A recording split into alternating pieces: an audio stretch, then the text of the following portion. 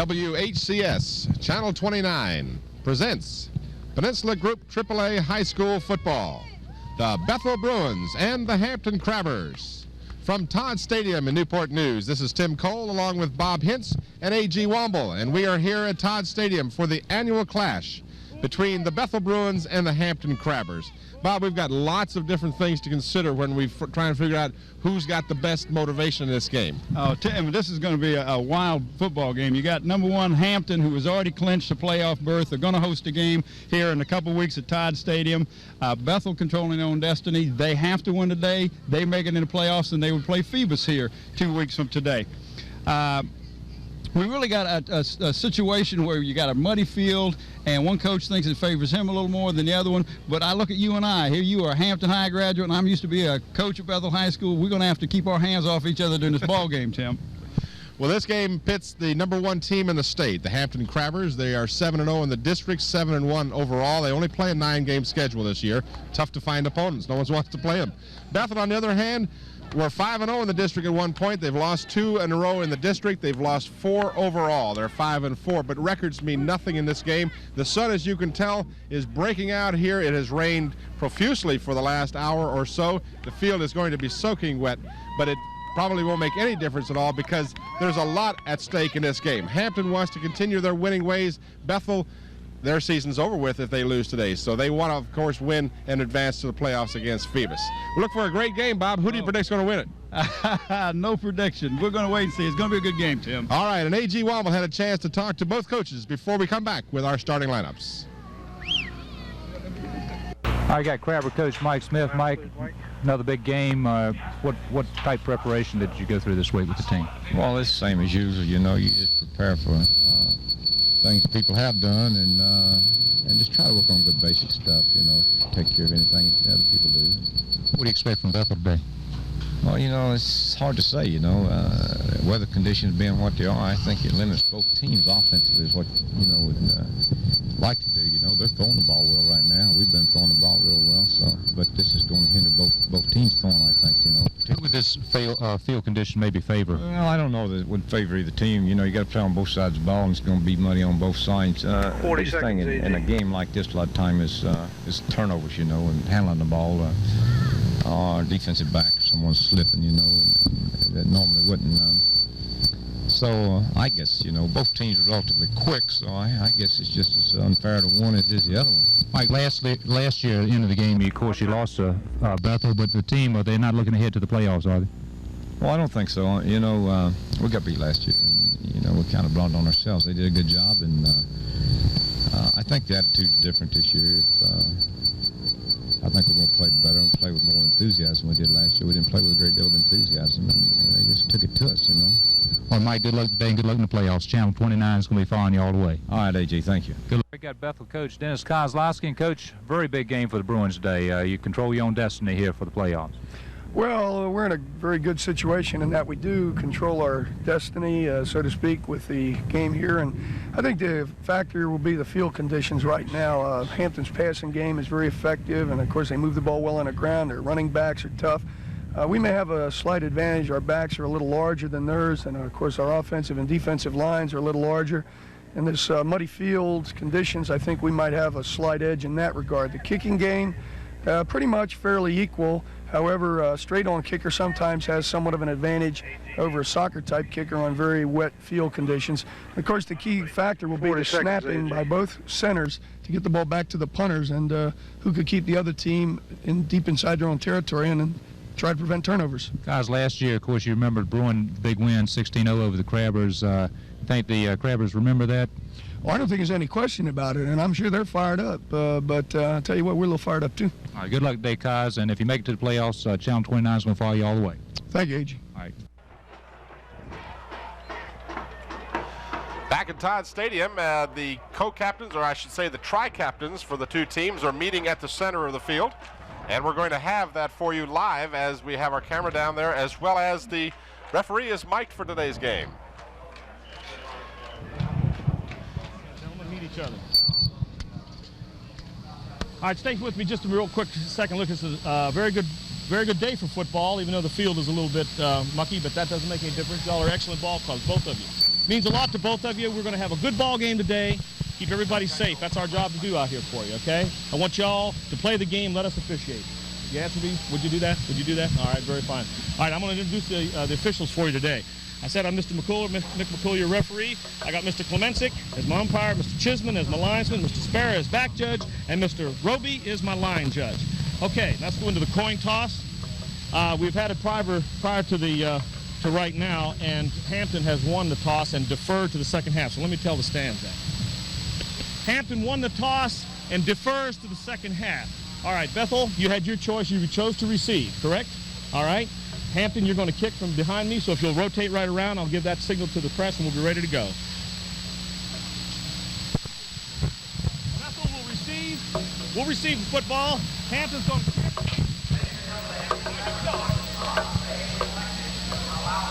So as you've seen, the Hampton Crabbers won the toss for today's game, but they have deferred to the second half, so they will in fact kick off to the Bethel Bruins. Well, Tim, what they're trying to do is get Bethel down in the far end of the field, and they feel their defense may have an advantage where we have a chance. So let me go over those officials. The referee is Mitch McCuller.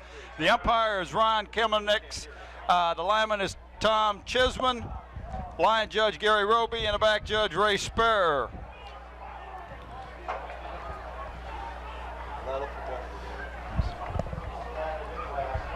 Klemensick is the umpire.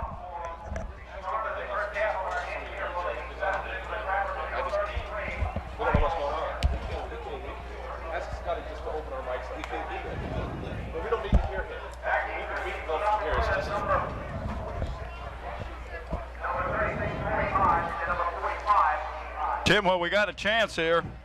I was just handed the score of the JV game that was played this morning between the Hampton and the Bethel, and Hampton came out ahead on that 22-0.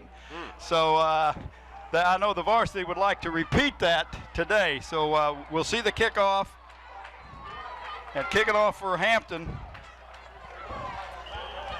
I can't catch his number, Tim. Hampton Crabbers will be kicking off. They're the visitors today. They're in the black uniforms trimmed in red and white. This is going to go out of bounds, and it will be a penalty against the Crabbers, and they'll move back 5 yards. As you can see, the field has sunlight brightly shining on it, but the field is dismally wet. There's no other way to describe it. It is a soaking wet field. Well, where they see glistening off of that field is the water. There's a lot of water out there. Now, Bethel, they used to, a long time ago, when you kicked the ball out of bounds, the receiving team automatically got it at the 40-yard line. But I don't know what they have the option now to take it where it went out of bounds. Well, can we pick up what the referee? I wonder if he's got his mic open. They are going to kick it again, Tim. We apologize to our fans. We have a bit of a technical problem here in the booth. The monitor has temporarily decided to die on us, so we're watching the game without the benefit of a monitor, but we will be having instant replays for you on the important plays as they occur, and we'll keep everything coming to you just like norm. Except we can't hear a whole lot. We can't hear anything. The Crabbers are going to kick it off again. They have moved back 5 yards. Bethel, as we said before, Bethel controls their own destiny. If they win today, they play in the playoffs. If they lose, it's over for them. Ball is fielded at the 23-yard line. This is Corey Hodge, and Hodge is dragged down at the 26-yard line. So Corey Hodge, the second leading rusher in the district, will be in the starting backfield, of course, for the Bethel Bruins. Our congratulations go out to the Phoebus Phantoms, who defeated Cox High School Friday night. Well, that was Leonard Lassiter that got down there real quick on that tackle, Tim, for the Crabbers. Now they're going to try to hold Bethel down at this end and force them to punt, which would give them good field position. 26-yard line, the line of scrimmage. Brian Gwaltney, and now we have a flag before the ball was snapped. We'll wait and see. They may call it against the Crabbers for encroachment. I'm not sure. They're pointing against Hampton. That's what it looks like. They're marking it off against Hampton. Hampton had 9 men on the line of scrimmage that time, Tim.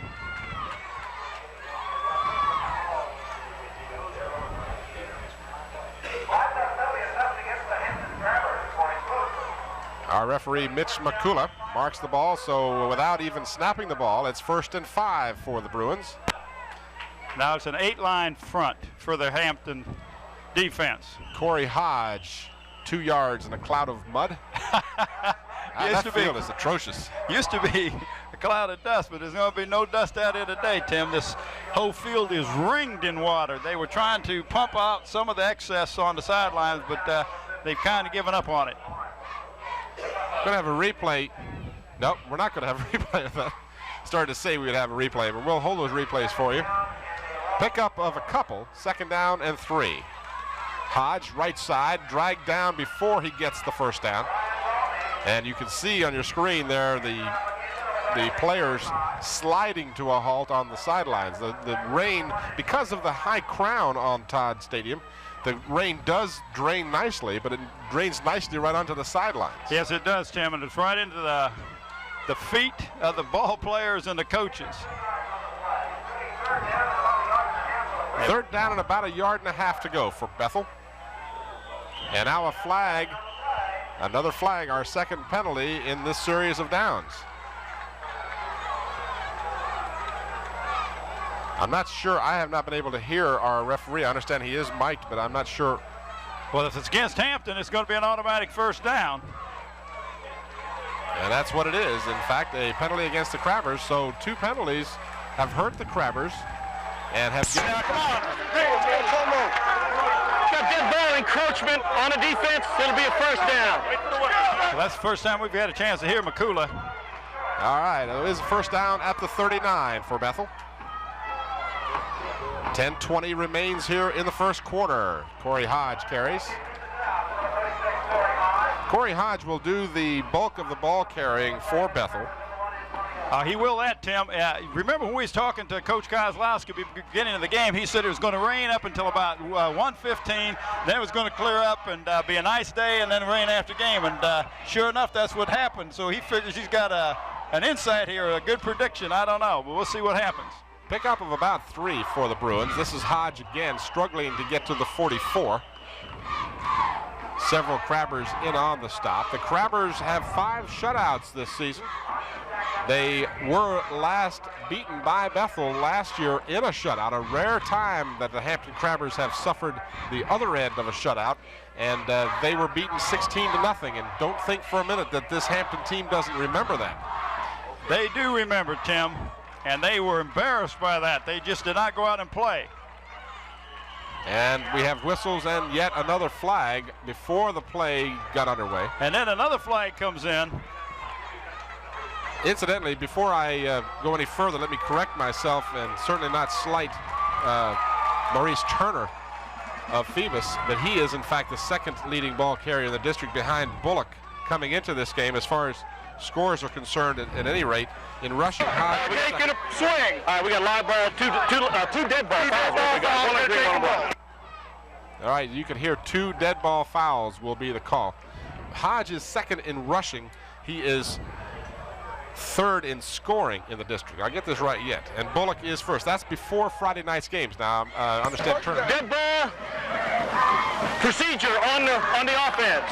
All right, now we got this way. Here's the line off 2-3. And this is going to be a big one, Tim, which would give Bethel a 1st down. I got it right here. All right. With a dead ball, unsportsmanlike conduct on the Hampton squad. All right. We've got 1st down. We've got a 1st down. So you heard it. 2 penalties, 1 against Bethel, backed them up 5, and then a dead ball foul, personal foul against Hampton.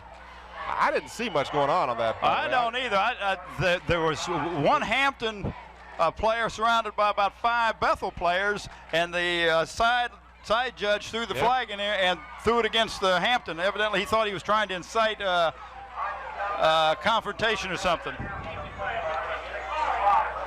But at any rate, the Bruins have been the benefit now for 2 1st downs as a result of penalties. A gain of 1 yard on the last play, 2nd down and 9. Hodge again gets the call. It's been Hodge almost on every play so far. Ball comes loose.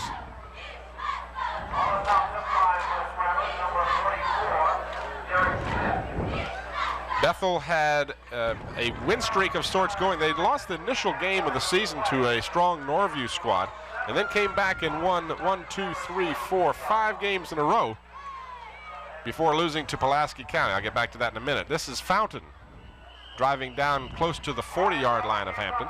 Well, I don't know how much yardage Bethel has picked up yet, Tim, but they are not picking up many yards. But like you alluded to, they have got 2 first downs because of penalties. Now they got a 4th down. They're going to have to punt the ball.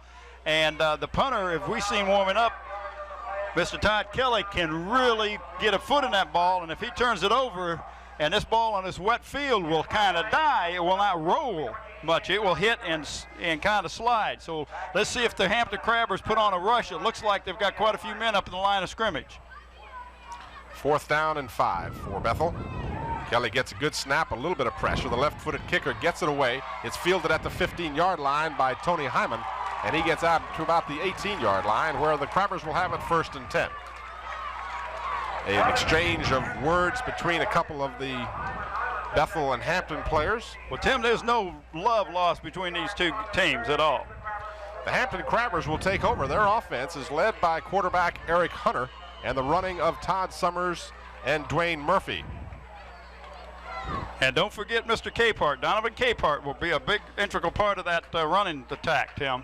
No question. I was going to mention Mr. Capehart in my next breath because they really do have a stable of running backs.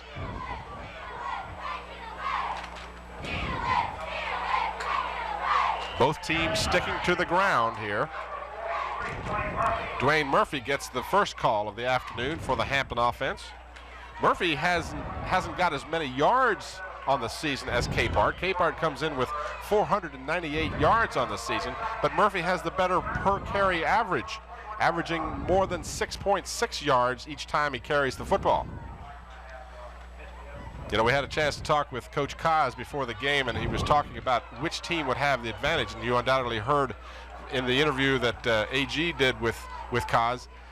You have to wonder, though, and we have movement and yet another flag. Looks like one of the, well, you know, it was movement on the Bethel side first, and then the Hampton offense.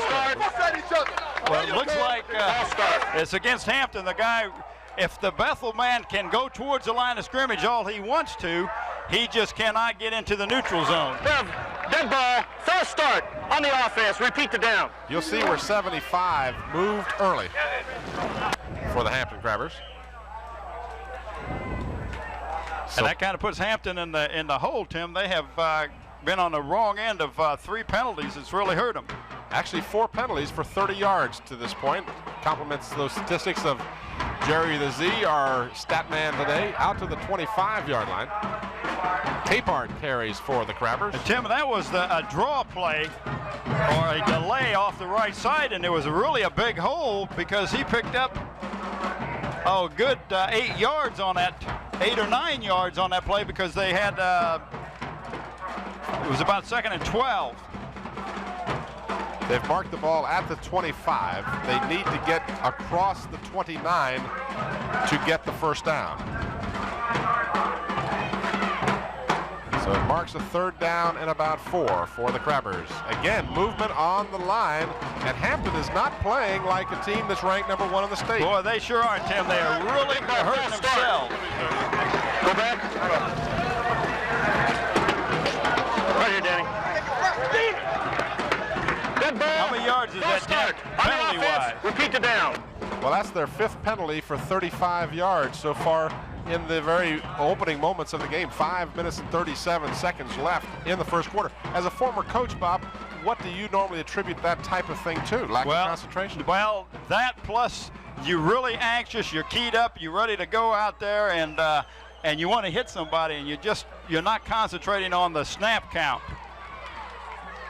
I'm sure the Crabbers will get this organized. Tony Hyman on the receiving end of the pass, and it'll be very close to a first down. It would appear that he does have the first down. And I'm told that we're going to have, well, we have an official's timeout right now, a timeout being called by the Crabbers. We're going to watch this again. Good sideline shot of Eric Hunter, big 6'5" Hunter, throws over the middle. There you see Hyman right at the first down marker. Well, that was a gutsy call, Tim, because you're right down there at your 20. If it's an interception, you give Bethel extra field position. If not, then you're in a punting situation. But Hampton got their initial first down, and they've got to feel good because they made a lot of mistakes the first series they've run the ball, that they put themselves with 10 yards on to get that first down. They had to go 20 yards. The Crabbers coming into this game had averaged 26+ points per game, while only allowing a little more than 4.5 points per game. So they have soundly defeated all of their opponents, with the obvious exception of that one loss to Tab. Incidentally, our congratulations go out to the Tab Tigers, who Friday night clinched the district title by defeating York High School 21-20 in overtime. I bet that was a really good game. I'll tell you one thing, congratulations to the York High School football team. They did an excellent job in that game, and it was only in overtime and a 2-point conversion that Tab ended up winning that ball game. But they might have to meet again in their playoffs. I understand that Mr. Everything, Terry Kirby, was held to 60 yards, first time in 26 consecutive games that he has not gained 100 yards or more in a game. Back to this game, first down for the Crabbers at the 30-yard line. Hunter hands off in the middle of the line. So far, both teams have stuck exclusively to the ground. Hampton picks up 2 yards on the carry. Dwayne Murphy, the ball carrier. 4:55 remains here in the first quarter. We have 4 12-minute quarters in high school ball, for those of you who may not be familiar.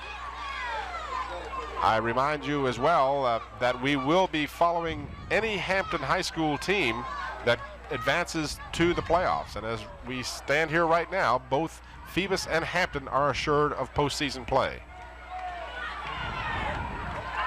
Stacked up on the line of scrimmage, the defense for Bethel fired up. My man, Melendez-Bird, was right there to stop the Hampton running back. Well, Tim, we saw Bethel play last week against Ferguson, and their defense was almost non-existent against the run. But they have a lot to go today for, because they do control their own destiny. If they win, they will get into playoffs. Watch the replay here. You see Murphy, and he has stood up and done so resoundingly by Melendez-Bird. And an official's timeout by the Hampton Crabbers. Timeout, Hampton. Bob, we got a minute here. Can you kind of capsulize for the fans how the rating system works? Well, Tim, it's just a system that was devised by the VHSL to reward the teams for not only winning, but also for playing a strong schedule. It also used to determine which of the teams will participate in the postseason play. And they can only be awarded points when they play other VHSL opponents. They cannot go out of the state. It will not count for out-of-state games or for playing private schools. And any team, regardless of its group, earns 12 points for beating a AAA team, 9 for beating a AA, and 6 for beating a team. And then they have I can't go through this whole thing, Tim, because I get confused when I read it. But basically what happens is the stronger your schedule, the bigger your power rating is going to be, regardless of win or loss. And this is why Bethel has a chance to get into the playoffs with 4 losses if they win today. And we apologize, last week we mentioned that Bethel was eliminated from the playoffs after that loss to Ferguson. We were incorrect. That they are, as we've mentioned several times here so far, they are very much alive. We have a flag down. It's going to be a holding call against the Crabbers, I do believe. The pass goes incomplete, but it'll be a 4th down or a 3rd down and much longer, as holding will be the call against the Crabbers. We listen to Mitch McCullough. Holding. That is a holding call, Tim, and I don't know if Bethel might just decline that to make them punt the ball, or they may take them back for 15 yards and make them run that 3rd down again. Let's watch it again. You'll see as Hunter goes back to set up, he has some time, and then he gets in trouble, and one of his linemen. Oh, we got a dead ball foul on the green. Dead ball on sportsmanlike. Well, now you've heard an additional penalty being called, and this against the Bethel Bruins, a dead ball foul. There you saw the pass as it went incomplete. So the penalty against Hampton, and then a second penalty, this one against Bethel, and Troy Fullwood is apparently the culprit because Coach Kozlowski has more than a few words to mention to him. Well, not only Coach Kaz, everybody down there jumping around. Kaz is upset. Right? I'm going to go 10 yards back. Then I'm going to stick on 15 for their unsportsmanlike foul. Okay, you understand? So a very unfortunate situation for Bethel and Hampton in this case. See, what they're doing, Tim, is they're going to mark off 10 yards from the point of the foul and then 15 yards back the other way. It will not. So the ball will end up at the 30-yard line, which will be 4th and 10. That's what I was trying to say. It will not give Hampton a first down. I got a live ball foul. We got holding on the offense. Holding on the offense. So Mitch McCullough, who has had more than his opportunity, he's had more airtime than we've had so far in the first quarter here. So Mitch marks off the penalty. Now he'll mark off the second penalty, as Bob mentioned. We got dead ball, personal foul on the defense. 3rd down, repeat. So they repeat the down. Yes, because they took the penalty. So it'll be 3rd and 10. So that's really worked out good for the Crabbers. So it is, in fact, back to the original line of scrimmage. This game has seen far too many yellow hankies fly for my liking, and I'm sure both coaches feel the same way. They don't want to see this type of game. It's been sloppy besides the footing. But Hampton has new life, and they go into the shotgun. First time we've seen that. Hunter throws long, had a man open, but just couldn't get it to him.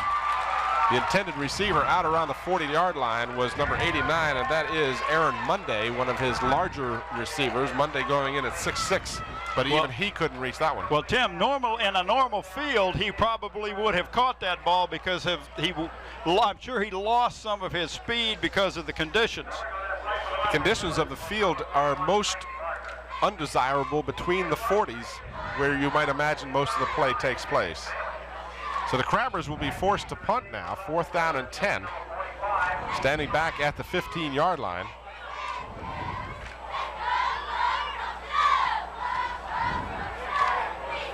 Pretty good kick, and pounced on wisely by Steve Hodges of Bethel. He mishandled the ball. That ball is just like a slippery eel when it gets wet. It is that, Tim. And Bethel ends up with real decent field position. James Bailey was the punter for Hampton. They have missed Mike Husted this year. Husted was an excellent part of their game last year, and not that Bailey hasn't done a good job, but Husted was superb. And the kicking game is a real important part of your game. Yes, it is. 41-yard line. Bethel starts from there. 3:15 to go in the first quarter. We have no score, as it looks like a scrum, a rugby scrum there. All these players kind of moving around like that out to the 44, close to the 45. Let's call it 4 yards on the carry. 2nd down and 6 for the Bethel Bruins. And it looks like Bethel is just determined that they're going to just run that ball off tackles. They're going to give it for the most part to Corey Hodge and occasionally give it to Fountain. Gwaltney hands off to Corey Hodge. No, he didn't, Tim. He was hanging onto the ball, and it was going to be a quick pitch or quick pass to number 1 Tuning, I believe, but he just lost the ball. Well, he faked me out because I followed Hodge into the line. Tim, also what we'll notice when when Bethel puts in number 44 as their quarterback, Troy Fullwood, that is the only time that they run the option. They very seldom run the option with Gwaltney at quarterback. They'll run from the I formation and do straight dives and then passes off of that situation, which now they are in a 3rd and long situation. 3rd down and a little more than 10 at the 40. Gwaltney over the middle throws the ball too low. Orlando Crawford was his intended receiver. Over there on the coverage for the Crabbers was, I believe that was Eric Hunter, number 9 on the defense. Incomplete pass. We'll watch this again. 2:02 remaining. The footing is just treacherous out there. The quarterback, Gwaltney, does have time to set up. As you saw, just threw the ball too low. 2:02 left in the first quarter. Todd Kelly from his 30, the left-footed kicker, gets it away. It's not a particularly long kick. Takes a Bethel bounce and rolls dead in the mud at the 30-yard line. So a 30-yard, check that, a 40-yard kick with no return from the point he kicked the ball. A 30-yard from the line of scrimmage. And that's where they do the statistics from, Tim, is from the line of scrimmage. And I always thought that was rather tough on a kicker because he's kicking the ball about 10 yards further than what the average shows. The line of scrimmage for Hampton will be the 30. And Tim, the center of this field is really catching it.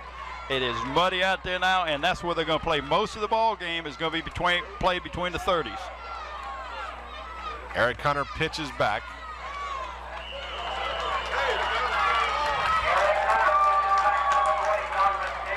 Capehart trying to get some yardage around the right side. Doesn't get much. Hunter is most prolific at passing. He's passed for 791 yards. He's rushed for an additional 242. And in 83 attempts, Bob, he's only been intercepted 2 times. And we saw those, Tim. Yep, he saved them up and did them all in one game, I think. That was against Phoebus.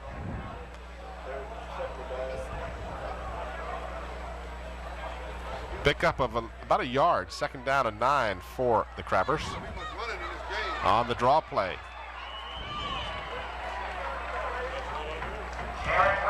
That's number 42, Todd Summers with carry that time, Tim. You know, that's the nice thing about the Crabbers on offense. They have so many talented backs. They've got Summers, Capehart, and Murphy that you just can't key on any one of them. Well, that's true. And then if they can't do it, Hunter will either pass the ball or carry it himself. And it's just a draw play, Tim. It's a handoff over the right side, a delay or a little draw play that Hampton used. They were successful with that play in the first series of downs they had. 3rd down and 4 for the Crabbers. And a lineman moves again. Hampton will be called for illegal procedure. And I don't know what's happening out there. False start. You heard McCullough, false start against the Crabbers. And I know that really is killing the Hampton coaching staff over there. You have a 3rd and short, now you're going to have a 3rd and long. And False start. On the offense, repeat the down. It's just that they're getting anxious, Tim. I don't know if they're too keyed up for this ball game or what's happening out there. But we've not seen Hampton make this many mistakes on that line of scrimmage. They usually control the line of scrimmage. We've got a quarter now. We've got the quarter. That's the end of the quarter, Tim. You know, to expand on that just a little bit, Bob, as the quarter has come to an end and we have a scoreless first quarter. This is so uncharacteristic of a Mike Smith team. They're usually the most disciplined of any team that you see. Well, and it may be that they're riding more on emotion than anything else. And I think we have an interview with AG. AG has got Steve Washington down on the sidelines. AG? I'm trying to find AG. Oh, he's on the other side over there. Okay. It's been marred with a lot of penalties, and I just think that's the intensity level of the Hampton-Bethel rivalry. It's just a big game, and those types of things happen because they're ready to play. This field's had a lot of play this year, and of course today it's playing a little muddy, but it looks like a big play could win this game. Yeah, big play could win it. I think they're going to try to just grind it out here and get some things set up so they can have some big plays. But the field is going to really be a factor today because you got the linemen blocking and they're sliding, and you're going to have sacks. It's just going to be an exciting game of football. How good is this Crabber team? Well, I've always said a Mike Smith coach team is as good as it can possibly be. I think this is a great football team. I think we probably got a little lost in some things with the first loss to Tab, and everybody looks and says, well, maybe they're not going to be able to make it. But as always, they seem to come back and play the game well. All right, Steve, good luck to you guys the rest of the year. Thank you. Steve Washington. AG, hope you'll pass on our words to Steve of encouragement. Glad to see he's back as Eric Hunter is sacked on the play. Steve Washington, a personal friend of mine. I've known Steve for several years, and he had a real serious illness recently, and we're real happy to see him back on the sidelines.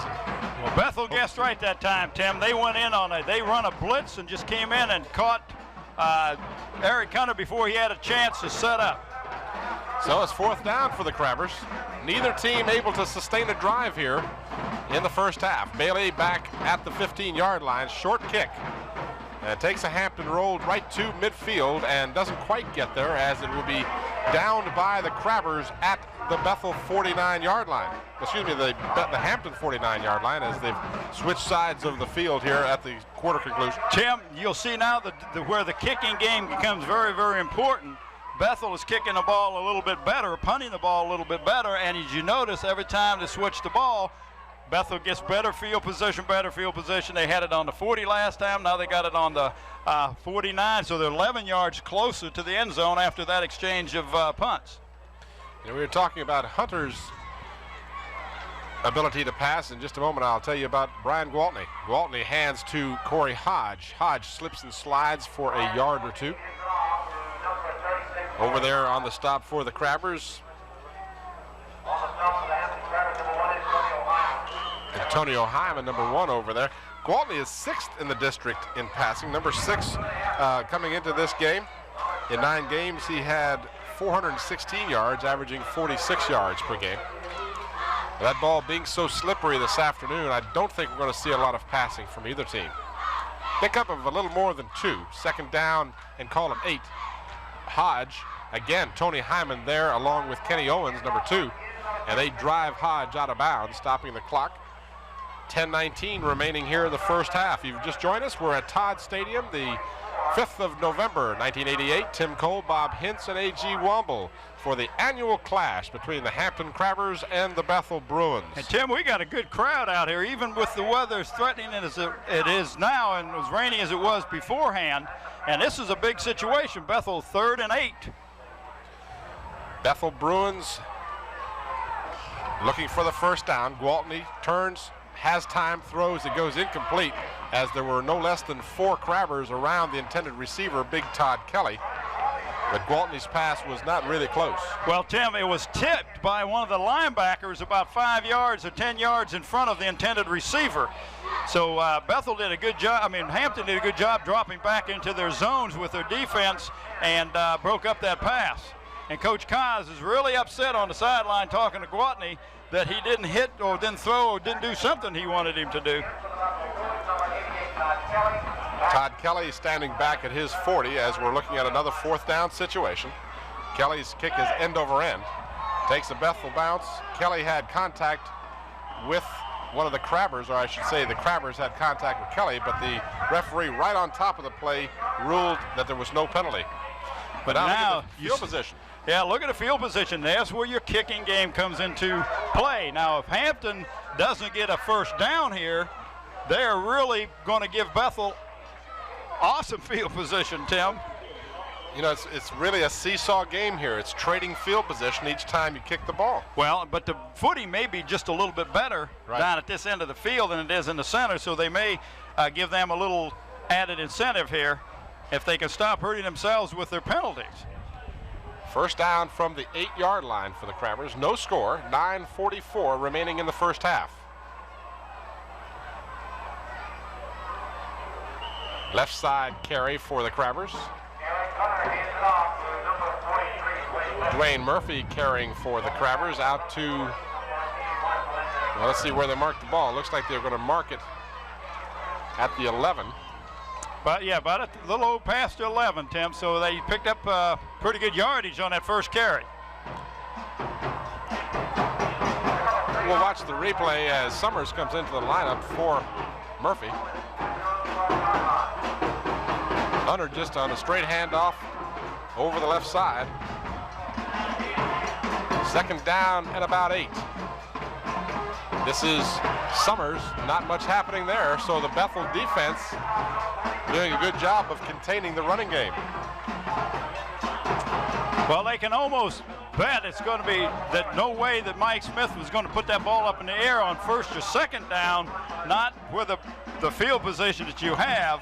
But you and I have seen Mike Smith in the past will pass from this area on the field, and we're going to see a replay of that last. You see Summers as he hits in the middle of that line, and the Bethel defensive line is just doing a real good job of stopping him. Big third down and about 7 for the Crabbers.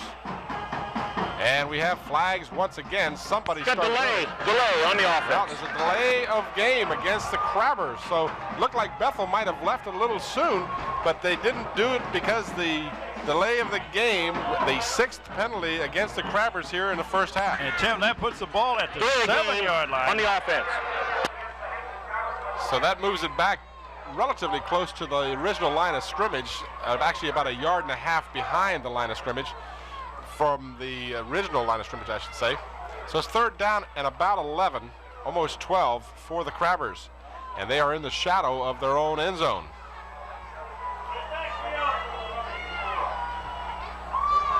Bethel stunting, and now they come. Fullwood is blitzing, and Hunter steps away from him. Throws downfield. Hyman is going to battle for the ball. It's intercepted by the Bruins. And a flag goes down. A late flag down.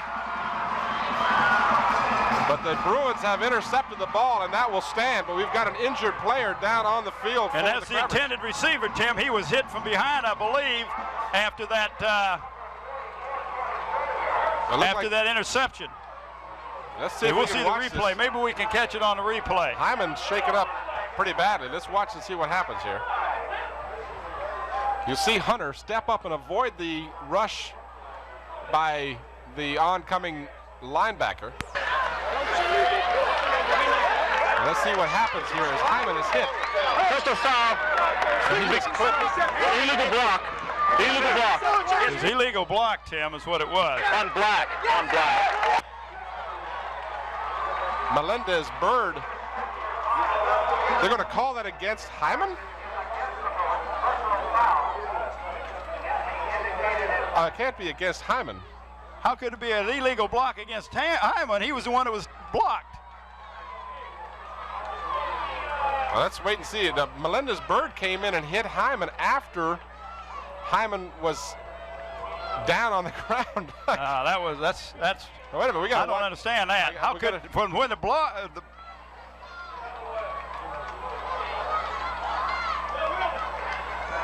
I'm really anxious to hear this explanation.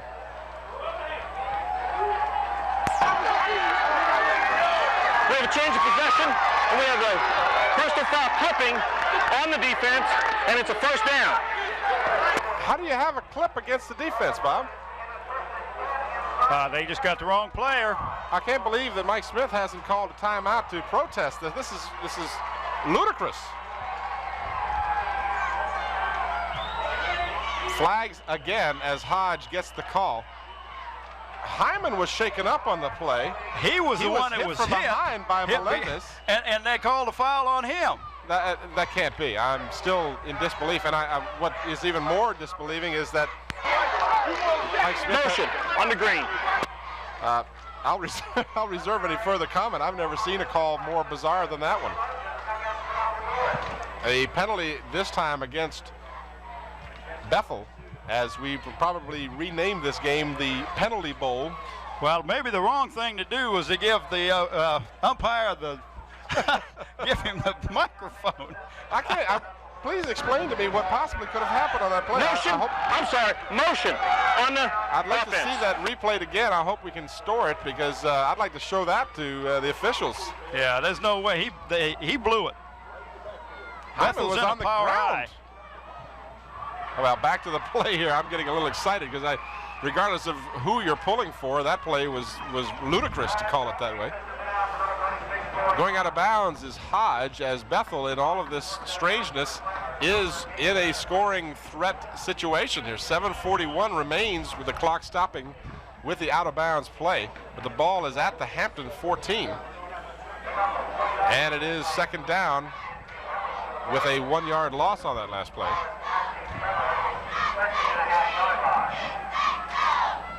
Let's check that a 4-yard gain. I'll get it right yet. Hodge breaks through, and Kenny Owens saves the touchdown. That was an excellent open field tackle by Owens that time, Tim. Well, because Hodge had his eye set on that end zone. But now you got a 3rd, and they can 5, so they can pick up a 1st down. So really they're in a 4-down territory here. The line of scrimmage is the 7. They need to get to the 3 for the 1st down. Actually, they need to cross the 3 for the down. Fumbled in the backfield. Gwaltney lands on the football as he had a exchange problem with Corey Hodge. Coach Kaz is going to call a timeout. So Bethel's going to call a timeout here. I know that Mike Smith, if he could have saw what we saw, now it was on the other side of green, he would have called timeout and found out what that call was. I don't know if we still have it, but I probably shouldn't dwell on it. I just have a hard time when I see such a strange call to let it go. There you see Mike Smith now talking to McCullough. Open up your mic, Mike. I'd like to hear what what this conversation is. I'd love to be a little fly on someone's shoulder there. We're going to watch a replay of the last play that resulted in the fumble.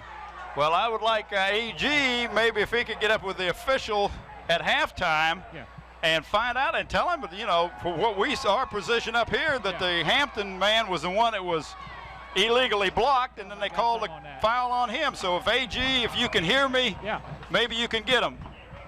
Yeah, Tim, Bob just talked with the Bethel staff, and they indicated that after the interception, the Hampton player hit a Bethel player illegally after the interception. But not at the place where they threw the flags. Well, that's a good point.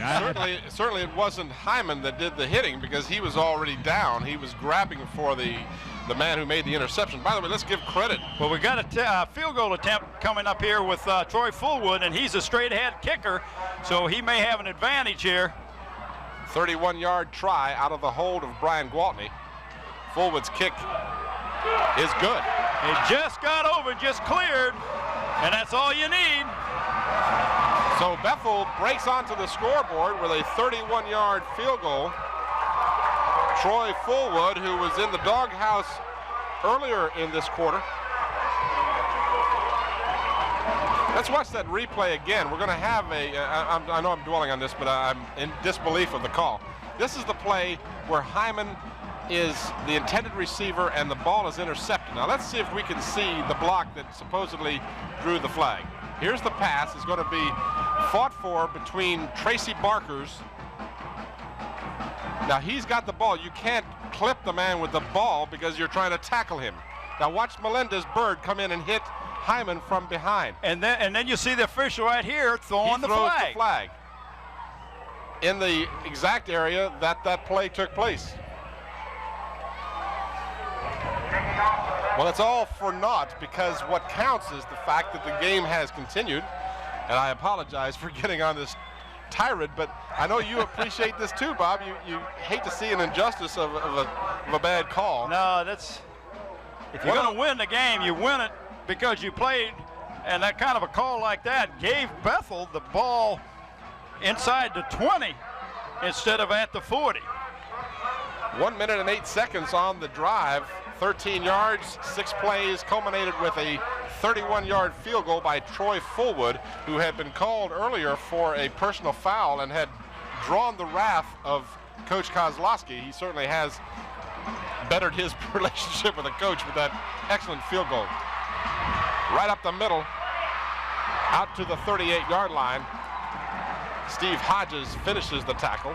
Todd Summers has a word or two with number 24 for Bethel, and I'm sorry to tell you I don't have a 24 on my roster. For who? For Bethel.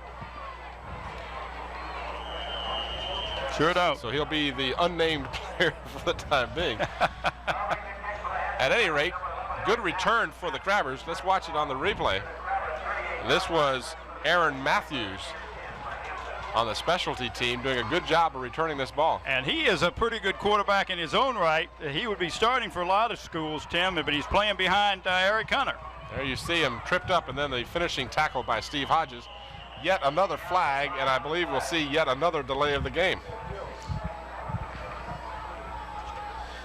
All right, we're told from our man on the spot, AG, Good ball. illegal procedure against the Crabbers. We're told that his name is Aaron, no, not Aaron. Is it Nobles? Dwayne. Dwayne Nobles. Dwayne Nobles. Thank you, Mr. AG. Good ball. Illegal procedure on the offense. 70 yards in penalties against the Crabbers. Is that hurt or what, Tim? 6 minutes remaining, some change here in the first half. So that's a bad figure for a game, let alone a first half. But I'm sure Mike Smith and his staff will have words of wisdom for their players at halftime and correct that problem. Hunter fakes and rolls, trying to get a man open. He's got Gerzak over the middle, but he will not get a chance to do anything with the football. Well, I tell you, Tim, I've not seen a Hampton, the Bethel defense is fired up as they are today. Number 88 and number 79, Marcus Washington and Todd Kelly just put so much pressure on Eric Hunter that time that he had to do nothing but run out of the backfield, try to scramble, and they threw him for a tremendous loss. We'll watch it again. The line of scrimmage was the 38-yard line. They are all the way back to the 26. Well, they started off at 1st and 15, Tim. And I was looking downfield as Hunter was scrambling. There wasn't anyone open. There was nobody for him to throw the ball to. You're correct there. And that's when you have to take your hat off to the defensive secondary of the Bruins. And again, the swarming defense whistles rather stopped the play before Todd Summers is brought to the ground, but his forward progress had obviously been stopped. So a short gainer for the Crabbers. Maybe a yard or two at best. Well, run at that time, if they Todd Summers ran right into Todd Kelly. If he'd have cut on the inside, he might have found an opening. We'll watch it again. Summers comes to the near side, and then Kelly is waiting for him, and that was all she wrote for Todd Summers. And a host of tacklers from Bethel High School. Well, there wasn't a whole lot of room to the left side either. 3rd down and 23 for the Crabbers on the draw play. This is Capehart, and Capehart is dragged down at the 35, well short of a first down. So the Crabbers will bring on Bailey with a 4th and long. At least I should assume that they will. I don't see Bailey coming on the field. Well, I'm sure they will, Tim. It's 4th and 12. You know, Mike Smith has been known to do the unpredictable from time to time. Yeah, but I don't think he's going to do anything from this position except kick the ball. We'll watch on the replay here. Capehart picking up about 10 yards. Capehart number 40 with 498 yards on the season. We'll go back to live play, and it's a fake. And Bethel's got the football. Well, they had the football in either position, Tim, because he wasn't going to make the first down. Change of possession. And what they were looking for may have been they looked at the wrong yard marker over there on the Hampton sideline. I don't know. I can't believe that would be something that instead of 4 you need 14 or in this case 12 and 2. But in any event, the play goes against Hampton. Now Bethel, as we've said before, and we don't want to be too redundant, but Bethel has officials time. Officials timeout for equipment. You can perhaps see, well, just at the bottom of your screen, out of your picture, a Bethel player. That's Todd Kelly being attended to. He's got an equipment problem, Tim. That's why they've got an officials timeout.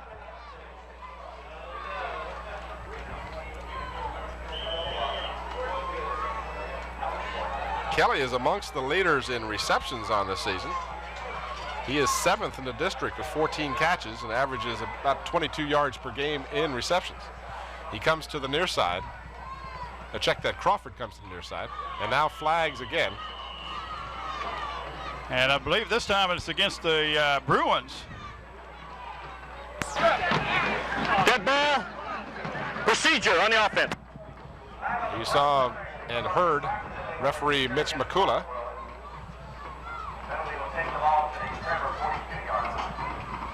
(3-0) our score. Dead ball procedure on the offense. 3:11 remaining here in the first half in what has been a strange first half. It certainly has been a sloppy game from many aspects, not the least of which is the field. And I say that with reservation, but you can't call it any other way. There have been a great number of penalties against both teams. Corey Hodge still struggles forward, trying to get back to the original line of scrimmage. Well, I'll tell you what, I'd hate to be in the Crabber locker room during halftime. These young men are going to get a pep talk. It's going to be unbelievable. Well, you know, and not to dwell on the negative, but the last time I saw Hampton play this poorly was against Bethel last year when they lost 16-0. Yes, it was. And it was so unlike Hampton to play that way. This is Bethel's second time out. We have a replay of that last play, and it took 4 or 5 Crabbers to bring down Corey Hodge.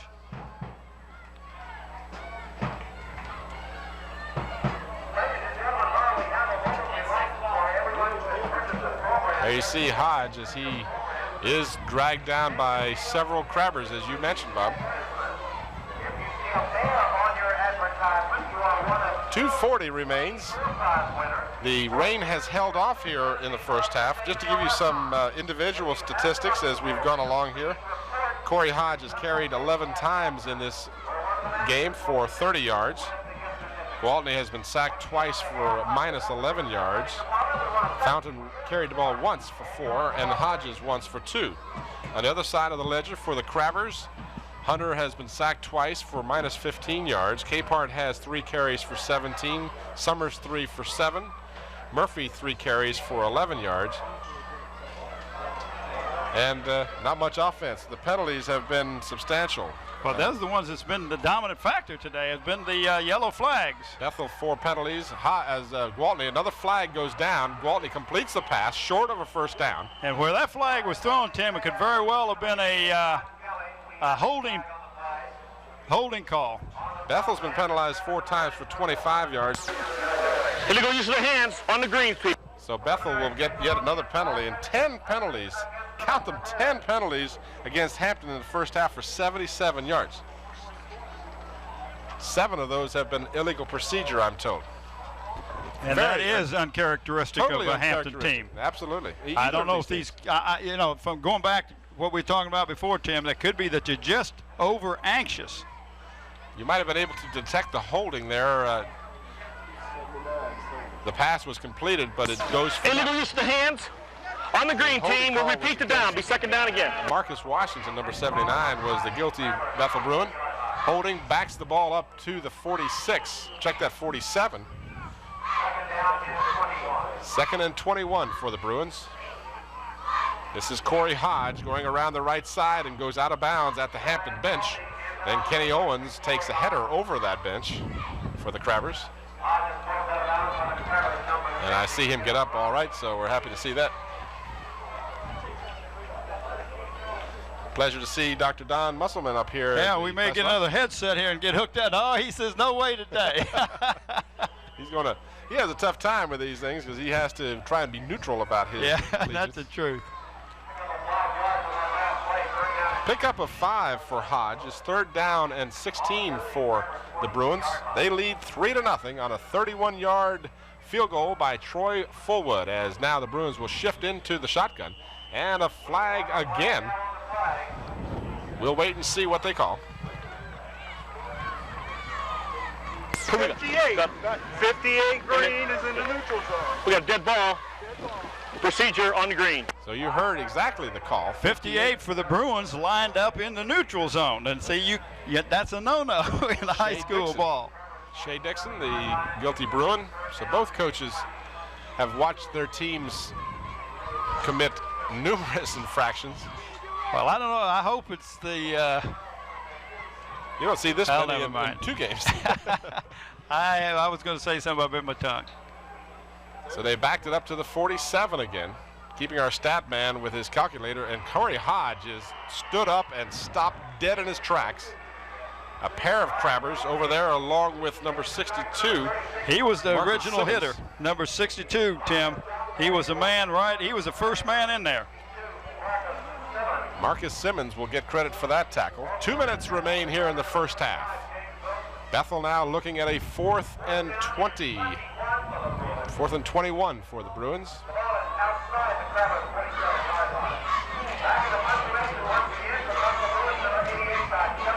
Todd Kelly standing at his 40. A big left-footed kicker gets a high snap, and he gets it away with a little bit of pressure. Takes a Bethel bounce, and Tony Hyman will watch it roll dead inside the 15-yard line at the 11. So the Crabbers, with about 2 minutes, or actually a minute and a half remaining in the first half, deep in their own territory. And they'll just run the ball out, Tim. I don't think they're going to try to do anything fancy down here. Down. Who are you laughing about? Well, because we've said this before.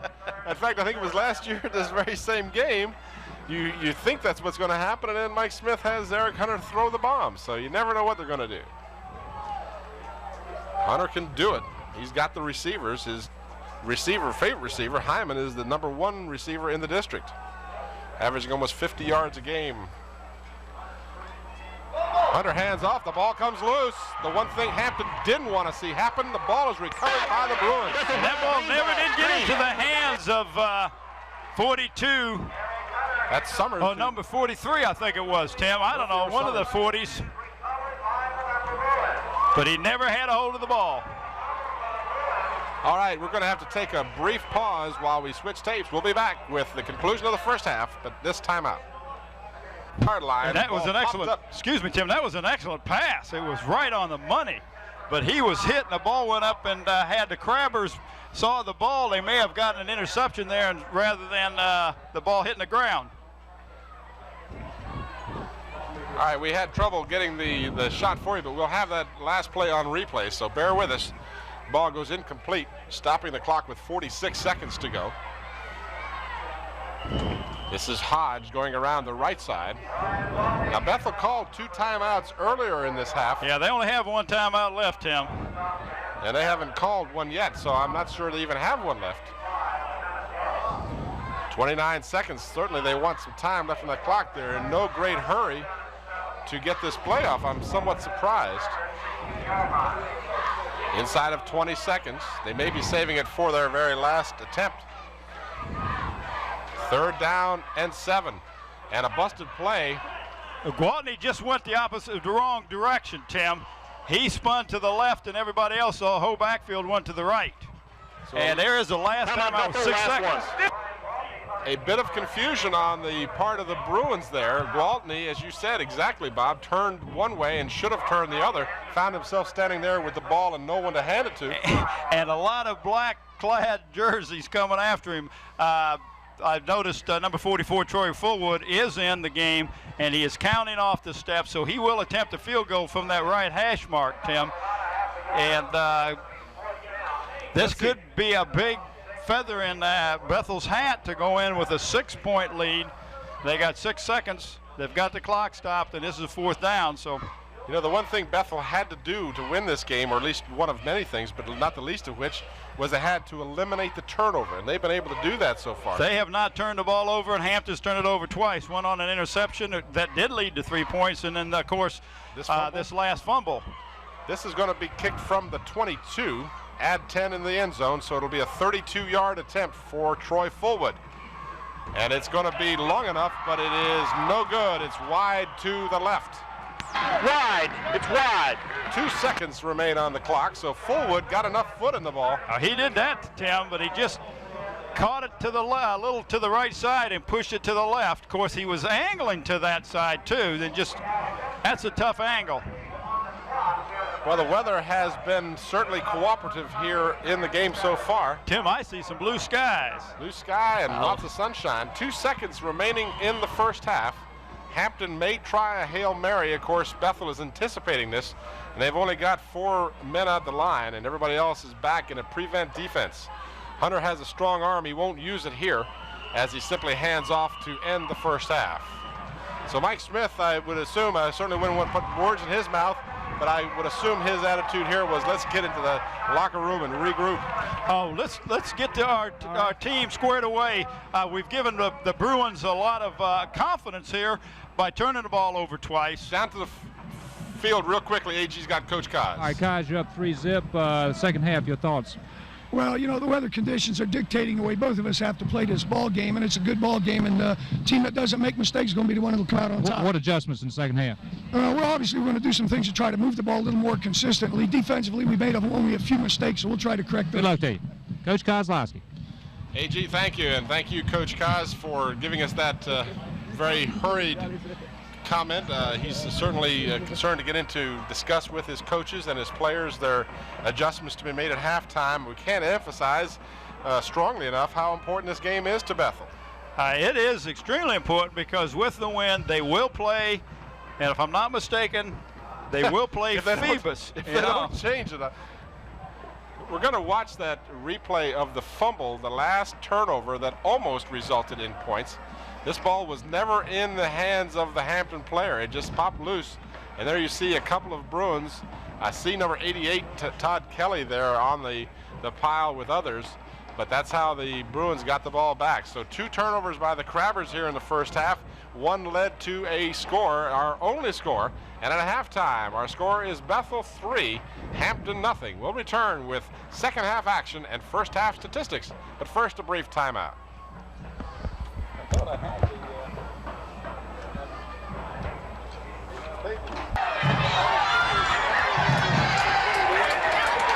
We're back at Todd Stadium. The second half is underway. The ball is kicked out of bounds by the Bethel Bruins. And while we have this moment, our score at halftime 3-0. The statistics indicate exactly how lack of offense this game had in the first half. Hampton had just one first down, and Bethel didn't do much better. They had two, and they came on their first possession, and they came as a result of penalties. Yeah. Total yardage rushing for Hampton, 22, 33 for Bethel. 10 yards passing for Hampton, none for Bethel. Attempted and completed passes, 1 out of 3 for Hampton, 0 for 3 for the Bruins. 1 interception for Hampton and 1 fumble loss for Hampton. They were 1 out of 5 on third down conversions. Bethel was no third down conversions, 0 for 5. Who you got down there, AG? Tim, Bob, we got Tom Bailey. Tom, you're up 3-0. Your thoughts on the second half now? What's it going to take? Well, it's like the first half. Whoever controls the line of scrimmage, and with the weather conditions and field conditions like they are, it's going to be a controlled ball game. Whoever doesn't make any mistakes, I think, is going to win the ball game. About the wins there in the playoffs. And they're looking forward to it. So it's going to be a tough second half. But you know, this game's always got a good rivalry. But put that on it as well, and it's going to be a good ball game. All right, good luck to you, Tom. Tom Bailey. All right, this kick is going to be taken at the 30-yard line. That is Todd Summers with the ball, number 42, Tim. But this second half started off like the first half. Hampton kicked off, kicked out of bounds, then had to kick again. Same thing with Bethel. So let's see what happens if it's a repeat of the first half. Let's hope not. Not penalty-wise. Lord, I don't mean that. 10 penalties for 77 yards for Hampton, 6 for 40 yards against Bethel. Time of possession indicates how close the first half was. Bethel had the ball almost 13 minutes while Hampton had it 11. And our special thanks to Jerry the Zompoulos for those statistics. Donovan Capehart is tripped up as he gets out to the 44, close to the 45. Tim, if he would have cut inside on that last blocker, he could have picked up some more yardage, but the field is such that you can make a quick cut because of the sloppiness of it. And in 2 weeks, we will be back here on a Friday night where Phoebus Hampton will be a host, and on Saturday night, Phoebus will be a host out here the 18th and the 19th. So because of the schedules, the way they are set up throughout the area, the Hampton schools will not play this coming weekend. There we see Summers as he crosses midfield, and Hampton is in Bethel territory. And that one of the few times this year, this game, Tim, the reason they have a playoff, have a week before the playoffs is because the schools in the northern part of the state start their season a week later, which doesn't make a whole lot of sense, and that the weather conditions later on in the season is not very conducive up there for good football. They're going to measure for the first down as Summers comes out and Capehart comes back in. So Mike Smith is shuffling plays in with his running backs. This first down, if it is in fact, and it is a first down, is only the second of the ball game for Hampton. They only had one during the entire first half. Well, they got to come out and establish dominance at that line of scrimmage, Tim, and that's what they're doing. They come out and they ran hard. They picked up 5 and 6 yards on the two carries, and this is what they've got to do, is get back with dominance at that line of scrimmage at the point of attack. Capehart gets the call to about the 47. Tony Hyman, the wide receiver on the right side, top of your screen, never went back to the huddle on that last play, kind of like the old lonesome end of West Point. Did not go. I don't remember that, Tim. That was way before my time. No, I do remember that lonesome end.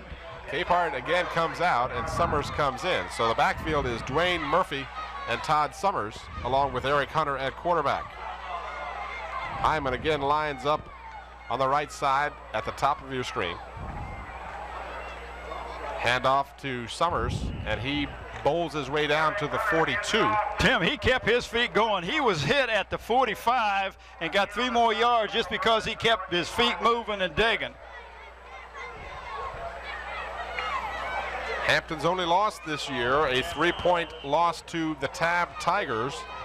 They then defeated Denby 39-0, Warwick 34-0, Menchville in a tough 7-0 game. We'll get back to that in just a moment. It's third down and about 4 for the Crabbers. Eric Hunter sets up, throws long. Hyman down the sidelines, can't get to it. It was in the corner of the end zone, and he just couldn't get to the flag. He was the only one that had a chance to get to it, Tim. Continuing, if I may, Hampton defeated Menchville 7-0. Then they trounced Kecoughtan 28-0. Beat Phoebus 34-14. Then defeated Ferguson 21-14, and then finished out the season prior to this game with a 41-0 whitewashing of Lafayette. So Hampton hasn't lost a game since the second game of the season. They lost that first game and haven't been beaten since. Now they'll be in deep punt formation as Bailey will come on for the Crabbers. James Bailey standing at his 43-yard line. The Crabbers did get a first down, but had to cough it up. And this is a line drive punt to Steve Hodges. Hodges returns to the 23. Well, now is what Bethel's got to do, is try to establish some dominance at the line of scrimmage and a point of attack for themselves to get some first downs. And of course, Hampton wants to hold Bethel right here, force them to punt, and then end up with good field position. To see what kind of adjustments the coaches made at the beginning of this game. Bethel with the football. Now they've averaged 16 points a game on offense, but they've allowed 14.5 points per game. So their margin of victory is considerably less than that of Hampton's. But right now, what's really important is they lead this game 3-0.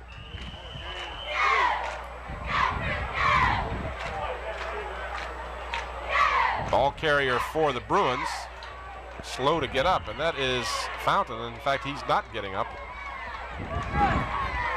Bethel lost their opening game to Norview, who will be the Hampton opponent here on the 18th of November.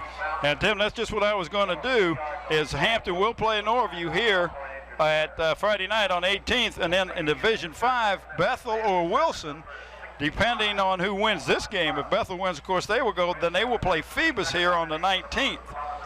And of course, our congratulations go out to the Phoebus Phantoms for the third year consecutively that they have gone to the playoffs. In fact, they've been to the playoffs every year since they've started the Division 5, Tim. So Fountain is able to get up and trot off on his own, we're happy to say. He apparently had the wind knocked out as he comes off, and he's okay. So Bethel lost to the Norview team that Hampton will face. That's the same Norview team that was beaten by Kecoughtan in overtime 6-3 in the middle of the season. Gwaltney gives to Corey Hodge. And Corey Hodge did a good job of slipping a tackle back in the backfield. He was hit by a Hampton Crabber, but he just ran right out of his Hampton Crabber grasp. Now is a big play for both the offense and defense. You got 3rd and 2, and the Crabbers got to get tough here. And of course, Bethel wants just to pick up that initial first down of the second half. 8 minutes and 5 seconds remaining here in the third quarter. Bethel 5-4, looking to have a winning season of 6-4. A first down picked up by Corey Hodge. He got to the 34, which was a yard more than he needed.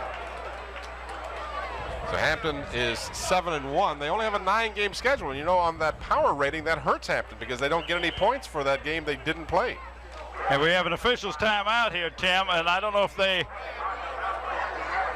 want to look at where the ball is spotted. No, it is a first down. And we'll watch the replay of Hodges' first down carry. Pitch out comes from Gwaltney. He's got some lead blockers out there. Good job by that offensive line for Bethel. They were the reason that he got that first down. Bethel was beaten by Norview, and then they came back with 5 consecutive victories, a 32-0 victory over Lafayette, which was a similar game to the game that Hampton beat Lafayette, 41-0 for Hampton.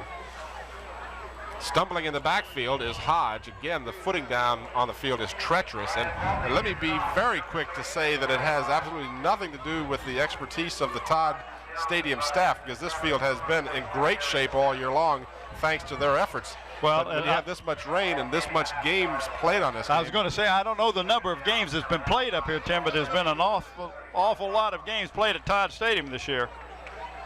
So don't misunderstand my reference to the playing conditions as any reflection on the Todd Stadium staff. Corey Hodge, following the blocking of Cotman, is driven out of bounds in a mud puddle at the 42-yard line. Bethel seems 2 yards shy of the first down. Excuse me, Tim. Bethel seems to be running everything to the short side of the field or to their right, and Hampton that time shifted the wide tackle 6 over to the towards the wide side of the field, and which allowed Corey Hodge to pick up a little extra yards that time. 3rd down and 2 for the Bruins at the 42. Gwaltney pitches back to Hodge. Again, he follows the block by Cotman, and depending on where they mark the football, he may or may not have a first down. It looks initially from where the official has placed his foot that it will be a first down by an inch. Well, I believe they're going to call in a change, Tim. Yeah, they've got to check. Let me finish, if I may, on Bethel's season, how they got where they are with a 5-4 record. As I said, they lost the opening game. Then they won 5 in a row, 32-0 over Lafayette, 29-6 over Kecoughtan. Then they narrowly defeated Denby, overtime, 1 point. There you see the stretch of the chains, and it is by the length of the football. Then they defeated that tough Menchville team.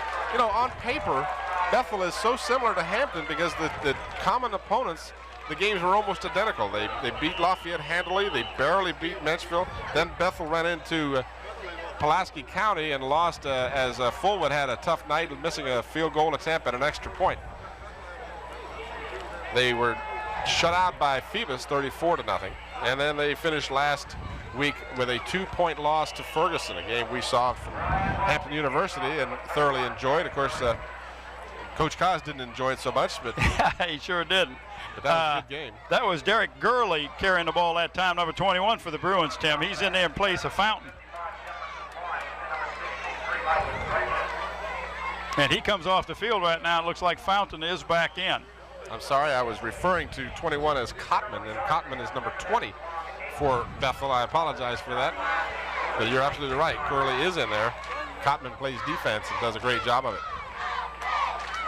2nd and 8, pitch to Hodge. The Crabbers had a shot of him at him in the backfield. That was 64, Jamie Patterson.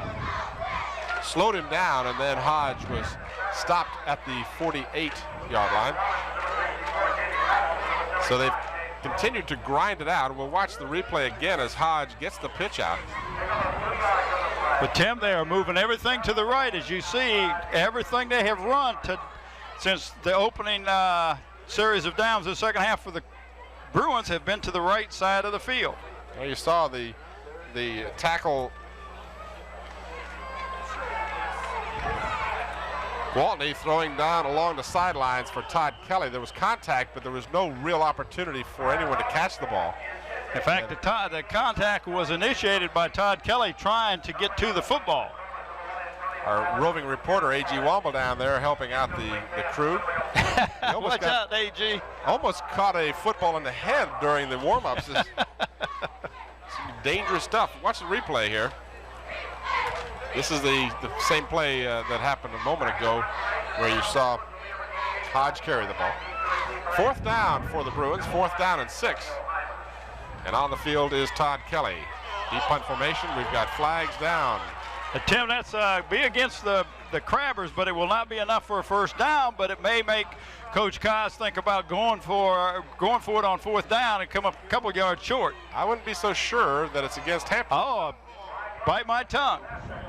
Nope, it's against Bethel. So, and I believe that's a dead ball foul. We'll listen to see if we can pick up the call. Well, unfortunately, we're not getting the feed from referee Makula as we had been earlier.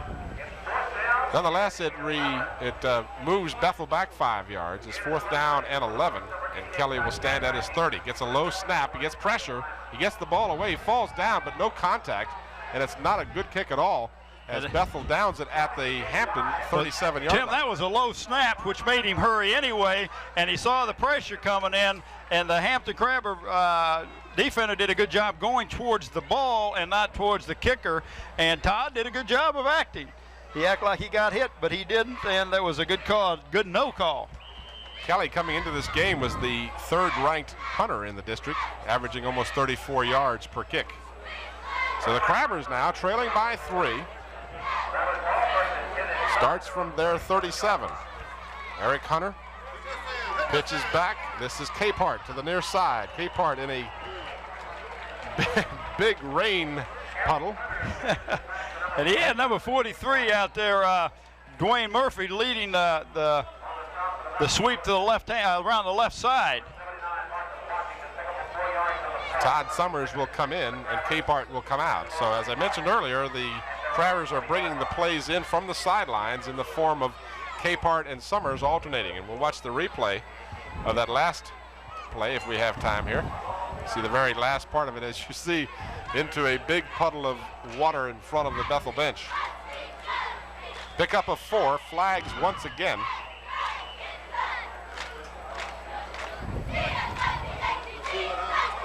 Looks like it's against the the Crabbers. Good ball. Procedure. Mr. McCullough's mic is working once again. And you heard him say, penalty against the Crabbers. Well, I'll tell you something, Bob. The weather was horrible before the game, but we've been blessed with beautiful. Good ball. Procedure on the offense. Unfortunately, the damage was already done down on the field. Oh, yeah, too bad they didn't have a tarp or something they could have put over it and saved that field. But second down and 11 for the Crabbers. Hunter wants to pass, throws it over the middle. And that's to Brian Gersak on just a quick one-step drop and hit that tight end.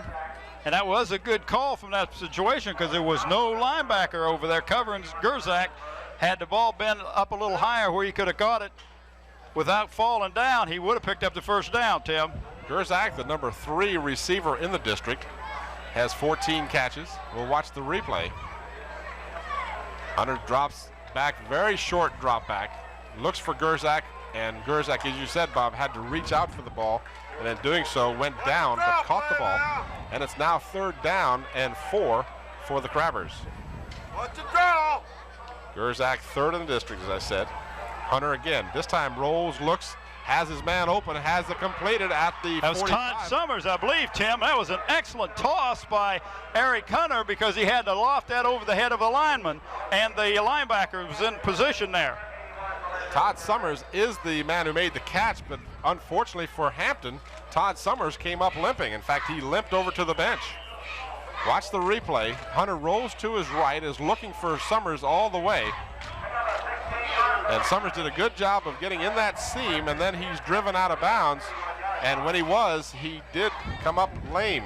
Well, he had hurt his leg earlier in the season, Tim, and was just getting it back into shape. First down for the Crabbers at the 41. Again, same play. This time it's Gersak, and Gersak has another first down for the Crabbers.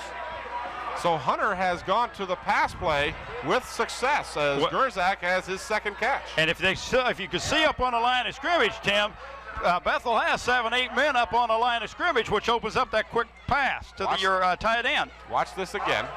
You see Hunter just drop back a step or two, look for Gersak and pop it right over the middle to him. And then Gersak gets 13 yards on the catch. Capehart comes out. Summers limps back in for the Crabbers. So Summers and Murphy are the backfield. Summers to the near side. Again, Hunter passing, drops it off for Murphy, and the ball was thrown too low, incomplete. And that may have been a good no catch, Tim. He would have been thrown for a loss, and had he completed the pass, it would have been for negative yards, I believe.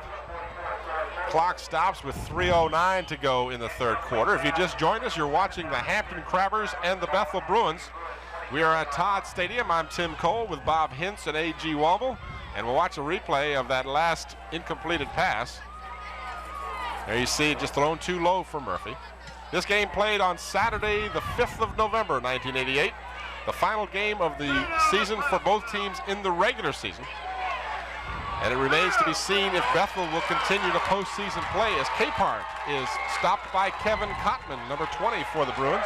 And that was an excellent defensive play because had Capehart got away from Cotman, Tim, he'd have picked up quite a few yards on that draw play. So it's 3rd down now for the Crabbers. 3rd down and a long 9. Tim, there's no way that Hampton is going to attempt a field goal from here or even punt the ball. They will go They will go through all 4 downs in this position. 3rd and a long 9. Hunter has gone to the air almost exclusively. He has Hyman wide open at the 14-yard line. Tim, that was an excellent pass route run by Hyman. He was going down like he was going into the end zone and just did a real quick stop and come back and caught that pass, which an excellent throw by Eric Hunter. Tracy Barkers was the defender. He's the one that intercepted the ball earlier for Bethel and led to the only score in this ball game. This time Hyman stopped, as you said, and had to wait on the ball. It was a situation where Barkers, had he been able to react quickly enough, could have stepped in and gotten that ball. Tripped up in the backfield. Number 44, Fullwood, is right there to stop Capehart. A short gain as Capehart barely got back to the line of scrimmage, may have gotten a half yard.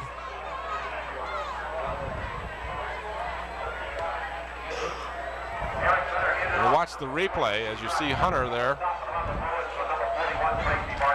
You could see, you can't see it, but this is the pass that Hyman actually did a hook pattern that time.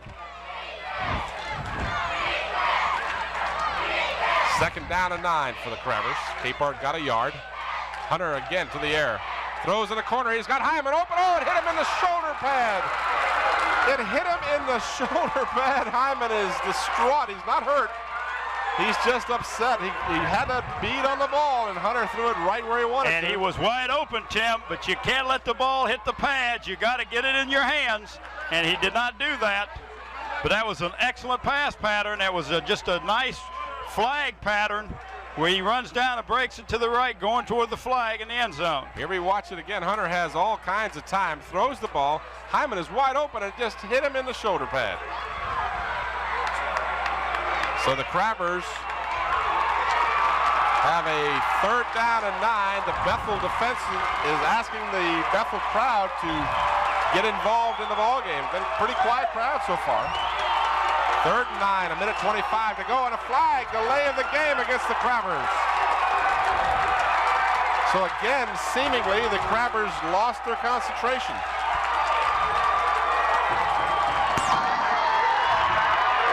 Delay of the game on the offense. There you heard the call from referee McCullough. The Bethel Bruins, now you see the Bruins on defense, or at least just out of your screen, they are clapping their hands and wanting their team and the fans to get involved. Bethel has a gotta win it all attitude today. If they don't win, their season's over. The Crabbers, on the other hand, want to win to avenge last year's loss, and of course they want to keep their momentum going. There you hear the Bethel crowd in the ballgame. 3rd down and 14. Hunter with lots of time, throws incomplete in the end zone. Brian Gerzak was the intended receiver, and Troy Fullwood had a better shot at the ball. Well, check that, 14 for Bethel is Robbie Robinson. This is the first time Robbie played quarterback last week, and he's playing safety today, Tim.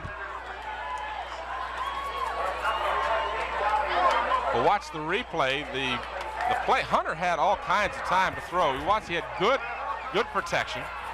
They threw in the end zone. You see the group of players down there. Gerzak was his intended receiver. The ball was just thrown too tall. And now the Crabbers are going to call a timeout because they need to determine what they're Well, they got the field goal kicker in there, number 12, I believe it is, Tim. And if 12 is the Dean Gregory. Gregory Dean, actually. There you go. And at any rate, the Crabbers, Mike Smith has called a timeout so they can discuss their options. The line of scrimmage is the 14-yard line. It would be about a 30-yard field goal attempt, 30, 31 yards. I don't know what Mr. Gregory Dean has done in the field goal department. Well, he put his spot in the ball at the 26, so that makes it a 36-yard attempt. Okay, I was looking at the yard marker wrong. You're absolutely right. The line of scrimmage is the 18. So the Crabbers now looking to knot up the score if they, in fact, do try the field goal.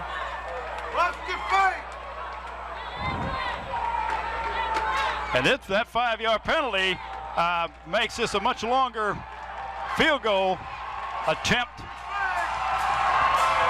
Well, spotted at the 26. And it's low, no good.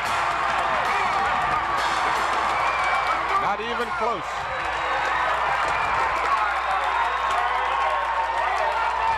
So you could hear a collective sigh of relief on the Bethel sidelines.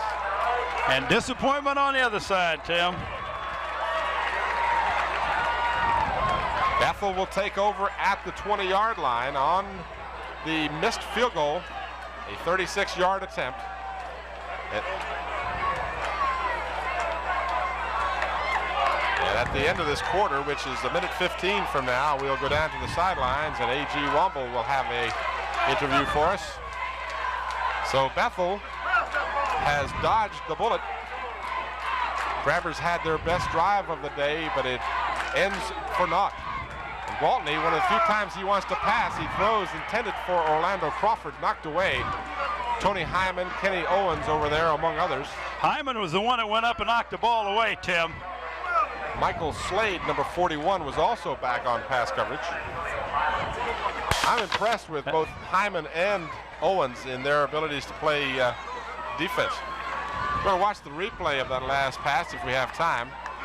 Gwaltney, again, has not passed often today. There you see him kind of toss it up. That ball was up for grabs momentarily. It surely was, and that's not a very good call at this position on the field, Tim, with your ball at your 20.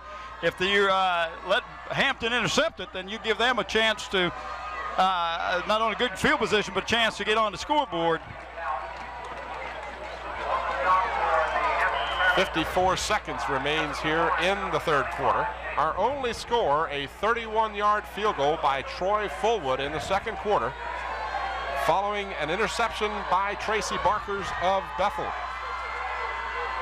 Third down and 9. Pitch comes to Corey Hodge. Hodge driven out of bounds, but not before he gets the first down. So Hodge has been the bread and butter man all year long for the Bruins. And they go to him this time.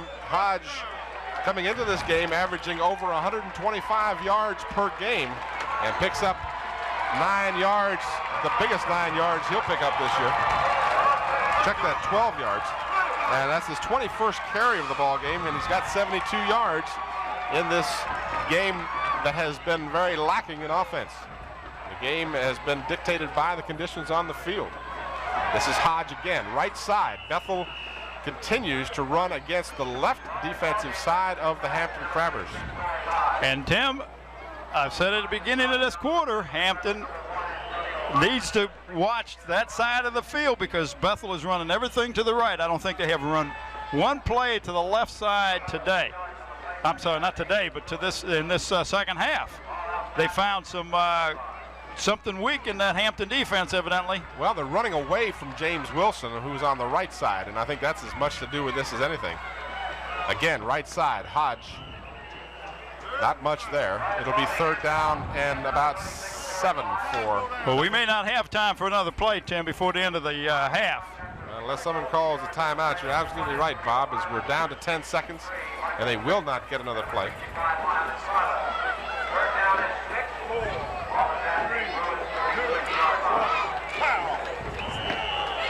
And that is going to be the end of the third quarter. All right, we're going to go down to the sidelines now. I believe A.G. Womble has a guest. Bethel, that's also the volunteer statistician, and Randy, you have to be pleased right now. What about the fourth quarter? We just got to keep doing what we've been doing. We're going to keep moving the ball, stop Hampton from moving the ball, and hopefully win the game and go on to play Phoebus in 2 weeks. All right, Randy, I believe you graduated in '82. A couple good ball players graduated that year. Who were they? Tim Rohr and Walter Bailey, both All-Americans, both ended up going to play for North Carolina. We also have Bob Wilkes, who's also one of the assistant coaches. What about the stats as you see them? Who's doing well for the Bruins? Corey Hodge is moving the ball. Little thing on the bad note, Brian Gwaltney has not completed a pass yet. It's just a matter of time. All right, Randy Shank. Thank you, A.G. Fourth quarter about to get set underway here as Coach Kozlowski will come off of the side from the huddle as Mike Smith does the same on the Hampton side of the line of scrimmage. Hampton trailing 3-0, a situation they have not been in very often, certainly not this year. They've shut out 5 opponents, but they have never been shut out this year themselves. Well, they got shut out last year, Tim, and they didn't like that. Pitch goes to Hodge. Again, right side of their line, left side of the Hampton line. And they have purposely avoided Mr. James Wilson. Which may not be a bad thing to do.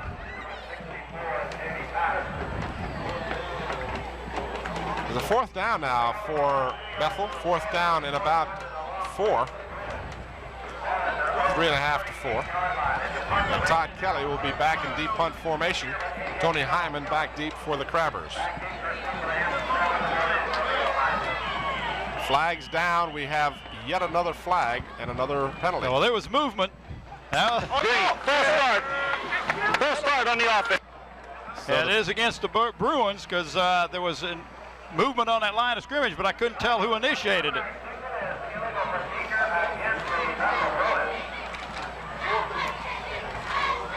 So it'll obviously still be 4th down, but now it's 4th and 7. Full start on the offense. Repeat the down. Todd Kelly with a bit of a trailing wind. He'll be standing back at his 21-yard line. Got a low snap the last time and got a poor punt away. This time he gets a better snap and he gets a rush, but no contact. Good kick taken at the 34. Hyman coming to the near side. Stops and then is bulldogged down at the 33 to make that 37-yard line. Orlando Crawford over there for Bethel along with Kevin Cotman. So Hampton has the ball back, trailing by the score of 3-0. Hampton has been effectively shut down today by the Bethel defense. Oh, they have that, Tim. This game has striking similarities to last year's game. Of course, this year's game being played at a, quote, neutral home site in the form of Bethel High School. Well, the weather's a little different than last week, too.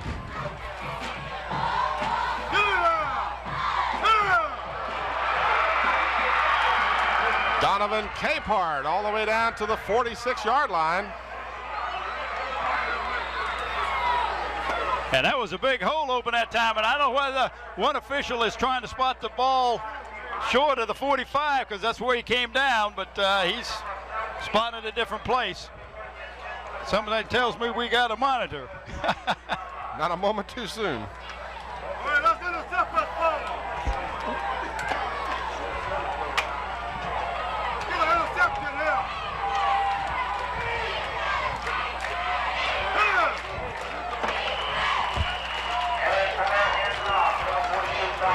Todd Summers on the carry for the Crabbers.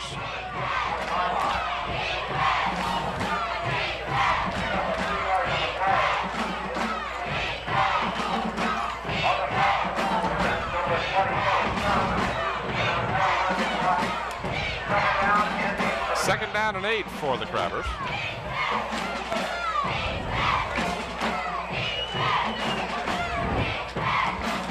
.9:39 remaining here in the 4th quarter. Hunter with all day long to throw. And then he's hit late. Yes, a flag comes down, and it should, as Hunter was roughed up well after he threw the ball. I happened to be watching Hunter, and he was tagged, and Bethel will be called for the penalty.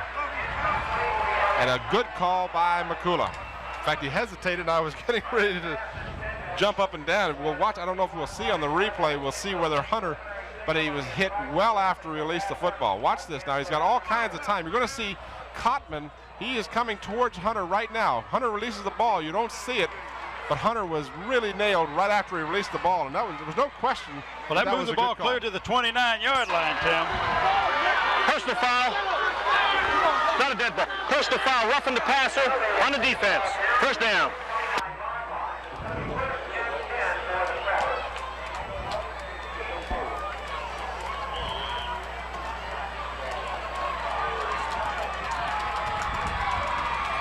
So it's a first down for the Crabbers, a big break for them.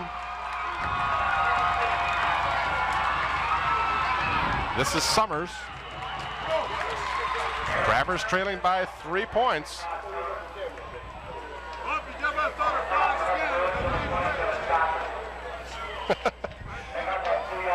This new set that we got here isn't working either.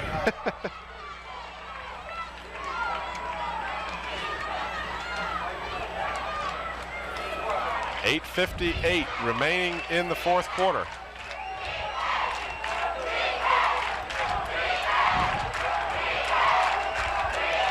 Second down and 8 at the 28-yard line. Hunter again wants to pass, swings it out for a stumbling Donovan Capehart. Tim, he just lost his footing that time.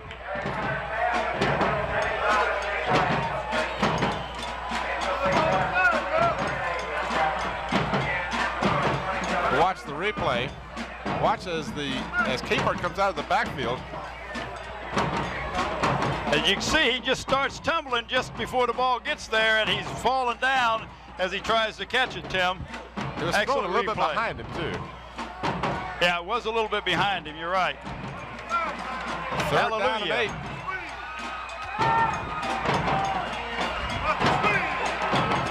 Got Hyman wide open. A late flag goes down. A late flag at the line of scrimmage, and I think it's going to be against Hampton. It would be a first down if the penalty is not against Hampton. But I don't think you're going to see that. I think you're going to see holding against the Crabbers. There you see Mitch McCullough. So the Crabbers had the first down, but holding detected right in the middle of your screen. There you see Hyman making a good catch.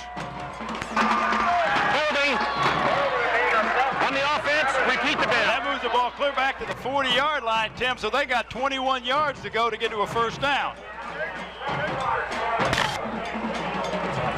So they've marked it right at the 40-yard line. Third down and about 20 for the first. And you can see how muddy that field is, Tim. It is really something. And Hampton's going to take a timeout. And Mike Smith, I know, is very, very unhappy with that last call. It's a good thing we don't have a mic on Mike.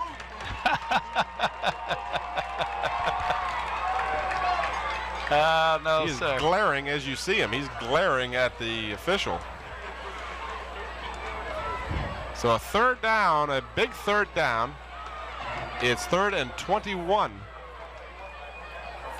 for the Crabbers. 8:24 remains in regulation time. And the reason I say regulation time is I remind those of you that may not be aware of this, that in Virginia High School Football League games, there are no more ties, which I love. I love the idea of no ties.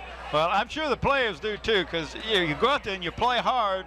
Hey, either let me win or let me lose. Just coming away with a tie just doesn't do much. And of course, it's much easier to do for the VHSL in their power ratings too, if they have a winner and not a tie, because then you get half points and all sorts of wild things come up. I think they've done a good job of instituting the divisional playoffs and of the no tie rule. I think it's a wonderful. That's a good shot of Coach Skip Bouchard talking there with number 21, Derek Gurley. Okay, So Hampton now 3rd down and 21. And they have got 3 wide receivers, 2 on the left and 1 on the right. And they're in a shotgun. Hunter from the shotgun throws. Up for grabs. It's intercepted. Intercepted in the, well, now they're going to say at the 1-yard line. Intercepted by the Bruins. And that was number 14, Robbie Robinson. But Tim, let's watch the replay. Here we go. We can see it the replay, but we don't know where he came down and went out of bounds. Let's see, because they've marked it at the 1. The Bethel coaches here in the press box are saying it should be in the end zone, which would bring it out to the 20. Let's watch this. He intercepts it at the 1, and finish through if you will, guys. It looked like he went into the end zone with it. Official was right there and said no, he went out of bounds as he came down with the ball, which he may have. Regardless, they certainly had a much better shot of that one than we did. And we appreciate that excellent slow-mo replay by Joe Lewis. And here you can see right there. And this is a crucial series of downs for both teams. Bethel has to win to advance to postseason play. Hampton is already assured of hosting the first game against Norview, but they want desperately to not lose 2 games in a row to the Bethel Bruins. Pickup of maybe a yard. 2nd down and 9 for the Bruins. Well, here's what you're looking for. Bethel, you're not going to do anything fancy. You don't want to give them 2 points, and you don't want to give them a fumble in the end zone. Just a straight ahead dive play is all you're going to see, and then you're going to see Todd Kelly come in and punt the ball. And assuming that is exactly what ends up happening, Kelly will be standing deep in his own end zone. Now, this brings up, and I may be premature in starting this conversation, but I will anyway. What would you consider? Would you consider trailing, or rather leading? There you see the scoreboard, 3-0. Would you consider taking the ball in the end zone and stepping out of the end zone, take a 2-point safety, and then kick the ball away? Oh, absolutely, because Hampton's has not proved that they have a field goal kicker yet. And that's assuming many different things. That's assuming Bethel doesn't get a first down here. Fumble, or at least apparently a fumble. Troy Fullwood was calling the signals. Again, this has got to be difficult because Fullwood hasn't been the quarterback all game long. But for whatever reason, Coach Kaz decided to put Fullwood in, and this There's is not a good shot of Mike Smith and the Hampton Crabbers. This is 4th down. They are going to have to punt, and you can bet they're going to put some pressure on him, try to get a bad punt off. Well, that was my point earlier. Do you consider, there you see Fullwood calling the signals. Gwaltney, who's been quarterbacking all game long, a fumble definitely occurred. And now that's exactly what they're going to do. They're going to take it on 4th down. Fullwood is going to run clock off, and then he's going to fall down and take a safety. Well, see, now Bethel gets the free kick at the 20. Tim, so it's a smart play on Coach Kaz's part. It's just like you had said. Now they'll kick the ball with no rush from the 20, and now you make a procedure penalty. Hold on a second. We've got a penalty, so let's hold everything here. There is a penalty on the play, and it's against Bethel. Well, here at this point, you tell them go ahead. They're going to do the same thing again anyway. So you just you decline it. Take the 2 points, make them kick, and let's get on with the ball game. You got 5:50 to go, just under 6 minutes to go. Yeah, they're refusing the penalty. AG, what you got? Procedure on the offense, declined. It's a safety. I saw AG. Go ahead, AG. All right, Tim, Bob, little confusion here. Number 21 on the program is Derek Gurley for Bethel, but it's really Joey Brayboy who played for the Crabbers last year, as we understand it. Now he's playing for Bethel. Does Hampton know he's playing for Bethel then?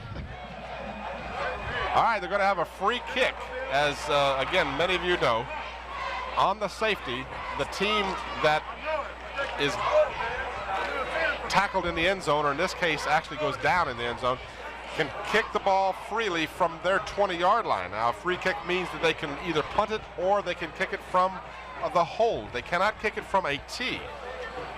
They can kick it from a hold or a punt. And with Todd Kelly's booming punting abilities, I would be surprised to see them place kick it. And I believe that's what we're going to see, is Todd Kelly will punt it. So the tension continues here. It's 3-2 now. Sounds like a baseball score. It really does, Tim. Bethel is going to obviously kick it as far downfield as they can. There's no doubt about that. And of course, Hampton hopes to get a good run back. Now Bethel calls timeout. And we do want to apologize to number 21, Joe Brayboy, who has been in there quite a bit for the Bethel Bruins, and we just was calling him. We were going by the program. I apologize because I was given this before the ball game. And so it is your fault. It's my fault. Listen, we've got a timeout. AG, while we've got you nearby and listening, who would you be selecting for your players of the game? Well, Tim, Bob, right now I'm looking at Fullwood from Bethel and Capehart from the Crabbers. seemingly a couple of good choices. Oh, he most certainly did. I'd have to go with Corey Hyde for the Bruins, though. That would be my pick. Well, you got to remember that Fullwood kicked the field goal, which is the absolutely victory right now. And I know that. And on the other side of that now, defensively, Tracy Barkers came up with that big interception that set up the field goal. So there's some points to be made for both of those players. My choice at this point for Hampton would be Eric Hunter, because he has led them back to the point where they've almost scored to take a lead in this game. Well, they had the first down if it hadn't been for that holding call. Free kick. And now we've got whistles and a stoppage of play. And I'm not sure that they had given the ball. I don't think they'd actually said go ahead and kick it. I think that the Bethel team may have jumped the gun. They weren't quite ready. Talk to us, Mitch. He's talking to Mike Smith. They're explaining something to the Hampton side of the field. I think that's what happened. Is I don't think that the officials had indicated it was time to go ahead and kick it. Kelly kicked a line drive. We can hear the coaching staff for Bethel up here in the press box saying, get that ball up in the air, give our guys a chance to get down underneath it and stop a run back. Because Hampton, assuming that Kelly kicks it 40 yards or so, will end up in pretty good field position. Well, and it's a free ball after it goes 10 yards too, Tim. Good point. So now we're waiting, and I think McCoolin now signals let's go, and Kelly will kick it. Not dissimilar to the last time. Fielded at the 39. Tony Hyman, left side return, finds a hole. He found a hole, and he's all the way down to the 25-yard line. What an excellent run back, Tim. He went. The play was called to run back on the left-hand side. He got some P blocks and cut it back up the middle.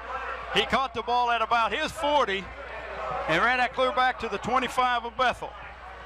So a 35-yard return for Antonio Hyman of the Hampton Crabbers, and they are in Bethel territory, 25-yard line, plenty of time, 5.5 minutes remaining, trailing by the score of 3-2. This is Donovan Capehart. He breaks open and down to the 12-yard line. 13-yard gain for Capehart. That's number 14 for Bethel that made that tackle. Had he not tackled him, Tim, Robbie Robinson, he would have been in the end zone. So quite a turn of events here. The Crabbers have the ball at the Bethel 13-yard line. First down. Mix up in the backfield. The Bethel defenders are right there.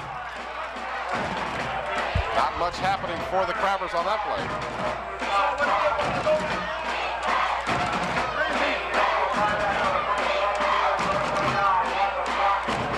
The only scoring, a 31-yard field goal by Troy Fullwood, and then a safety by, ironically, Fullwood. He had the safety scored against him. I wonder who gets credit for the 2 points. The Bethel team. I mean the Hampton team, because there's nobody actually tackled him.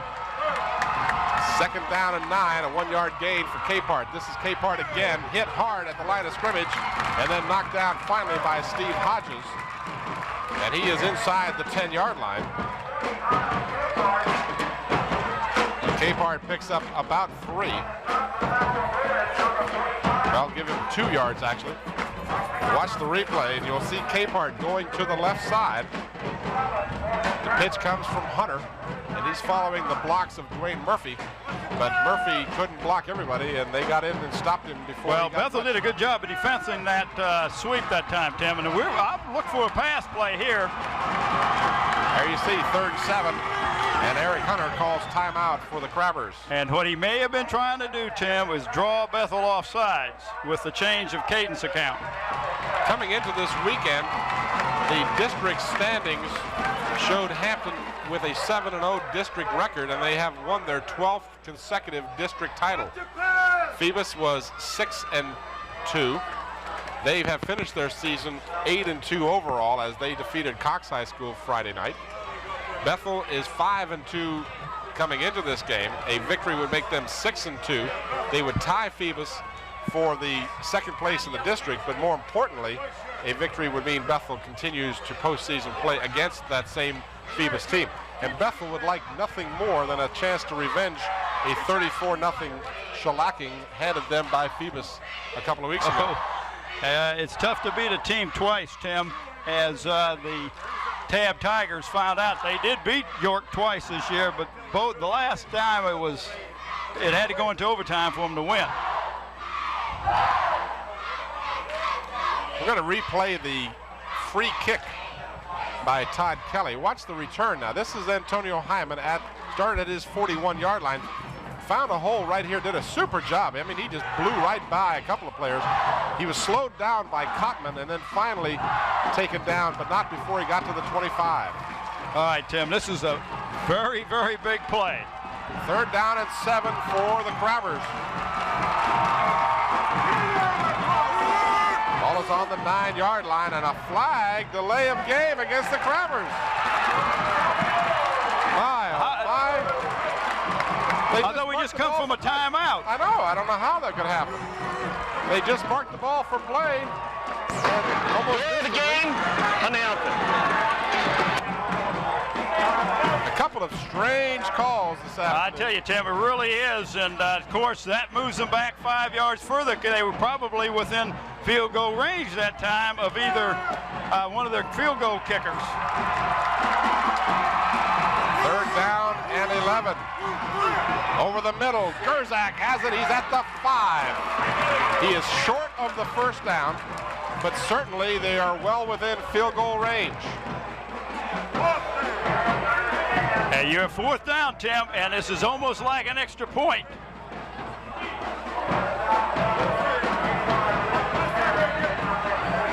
Gonna watch the replay.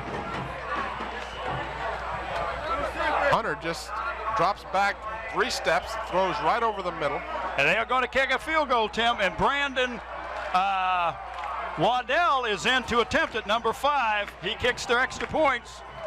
And as you said, very, very appropriately, this is just like an extra point try. They'll kick it from the 13. It's a 23-yard attempt. It's up. It is good. Oh, it just did clear the crossbar, Tim. What a, oh. And now we got 3 minutes, just under 3 minutes, with Bethel still in the ball game. They've got a kicker that can kick the ball a lot further than Hampton. But now that 2 points comes back to haunt you. 5-3. Looks like one of the Dodger games, doesn't it? Woo! So a crushing 23-yard field goal for the Crabbers, and I say crushing in the sense that if Bethel can't come back, their season's over with. Well, Tim, I want to, there was a young man that I'm very familiar with over at Kickingham High School who was assistant principal. Has got to be one proud daddy now, and that's Larry Waddell. That was his son that just kicked that field goal, and I know Larry Waddell is just going crazy. And here we have the statistics from Jerry Z. 6 plays, 25 yards, 2 minutes and 45 seconds the time of possession. And the Crabbers, for the first time in the ball game, lead by the score of 5-3. And you can bet your bottom dollar, Tim, Bethel is going to put the ball in the air. You can bet that last ticket you bought. It's about as useless as it can be. 2:59 left in regulation. The only thing that can present us with a tie at this point would be another safety. Hodges sets up the return. He's got a wall. Steve Hodges out to the 40. Good return for Bethel.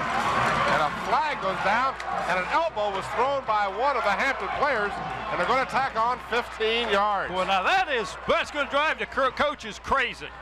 I didn't see that, Tim, but it is against the Hampton Crabbers. Now give Bethel the ball at the 45-yard line of Hampton. We'll see the replay of the return. I don't know that we'll see the extracurricular activity at the end, but McCullough indicated and pointed to a Hampton player, showed his forearm in motion. Watch this good play by Hodges to get back to the 40 and then tack on 15 more. But Tim, there was only 7 seconds off the clock. Pistol foul on the defense. So yet another call goes against the Crabbers. They have been absolutely penalty plagued in this game. I'm not sure how many penalties. Well, Jerry is running out of space for his totals. 16 penalties on the game for 120 yards, 15 penalties for 120 yards. This could be as damaging as any ever. 2:39, the ball at the Hampton 44. And Gwaltney in the grasp throws the ball away, and they'll rule incomplete pass. They could have had a contention. That could have been an intentional grounding, Tim. There was no Bethel Bruin over there, but there were some Hampton Crabbers in that area. And he did throw the ball away, there's no doubt about it, but in McCullough's judgment, that was not a penalty. We'll watch the replay. I don't know if you'll be able to see the entire area from where the ball was thrown. Gwaltney was obviously in the grasp, unlike the pros, and he just threw it away. There's no question about it. And you saw McCullough in your picture rule incomplete pass. No intentional grounding. Hodge down to the 39. Bethel has to score. And they got to hurry up, Tim, because they're fighting the clock, too. There you see, you might have been able to see on your screen, Coach Kozlowski, whose voice has long since left him, signaling with hand gestures to his team to get back in that huddle and move it. 2:05 remains in regulation. A big third down. Third down and 4. Hodge, what a defensive play by the Crabbers. And that was number 65 for Hampton, and that is Carlos Muhammad, or Muhammad Carlos, rather. Right, Muhammad Carlos. And he is one good. Bruins have got to do a timeout, Tim. They're fourth down. They've got 1:47 seconds. They're not going to kick the ball. They've got to come up with a first down. What an excellent defensive play by Muhammad Carlos that time. Excellent play, and he was there. Hodge had no place to go, as you see a mud-spattered. Now watch this, Tim. He wraps his arms around him. There's no way that he was going to get away from that tackle. No, that was a classic tackle. You can't do it any better than that. No, sir, that was excellent. But both of these teams have played very well under the conditions, but I have never seen a ball game in the last 3 years with as many flags thrown against both teams as we've had here. Now, I don't know what the total number of flags have been thrown, but it's awesome. I'm sure Jerry's got it. So. Well, he does. As a matter of fact, there have been 15 penalties against Hampton and 9 penalties for 65 yards against Bethel. So 24 penalties called in this game. Damn. You see Mike Smith literally placing the players where he wants them to be in this crucial 4th down and 4. Bethel gets a first down, they're still alive. If they don't get a first down, it's pretty much over.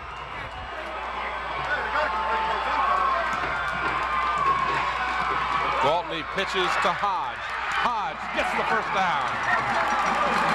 That was a gutsy call. Accomplishes 2 things. He not only gets the first down, but he stops the clock. They are discussing where the ball will be marked, but it's clearly a first down. Here we can see the replay, Tim. It's just a simple pitch, like the old student body left from the I formation. And they're in a power I, and he just turns and pitches the ball to Hodge, and he gets some good blocking at the point of attack. Got some great blocking. And then Hodge did a good job putting his head down. And getting that first down. Getting that first down, there's no question. 33-yard line, 1:43. The clock has stopped with the out-of-bounds play.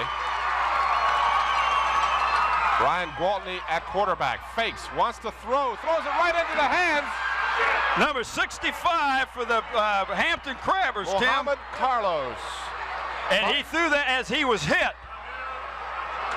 Muhammad Carlos was right there. 2 plays in the last 4. Muhammad Carlos has come up with the big one.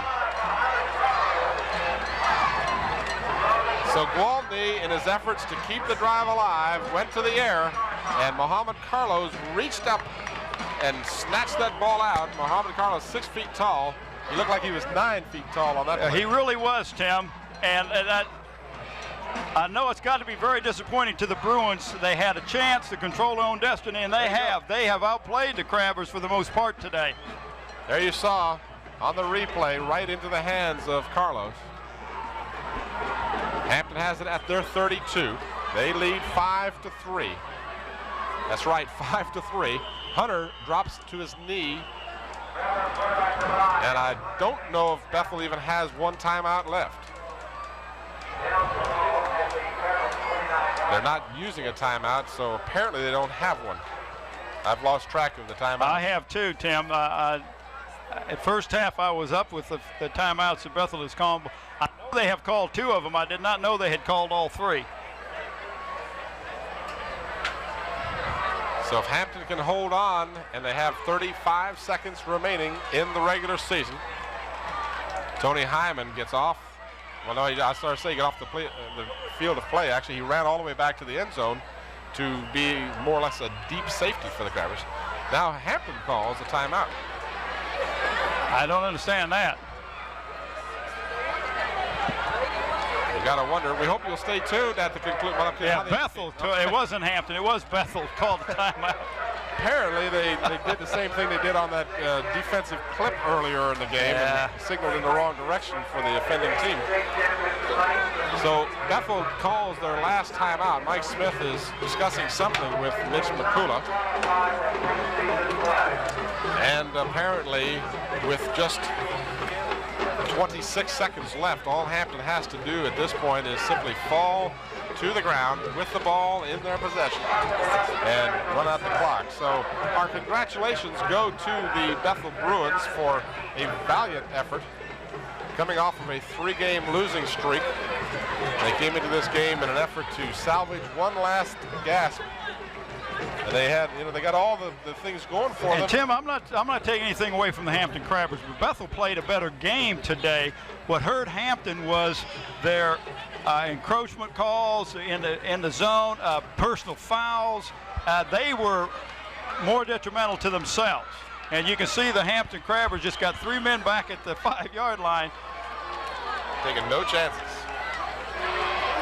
Hunter takes the snap, drops to his knee, gets back up real quickly. And that will be your ball game. All right, the game is over with. The Hampton Crabbers simply let the time run out, and they walk off the field as they are congratulating the Bethel Bruins. There you see Mike Smith coming over, looking, I'm sure, for a chance to congratulate Kozlowski. Coach Kozlowski of the Bethel Bruins milling around. I'm not sure they found each other yet. There you see Dennis there you see Dennis Kozlowski in the middle of your screen, giving Mike Smith a pat on the head.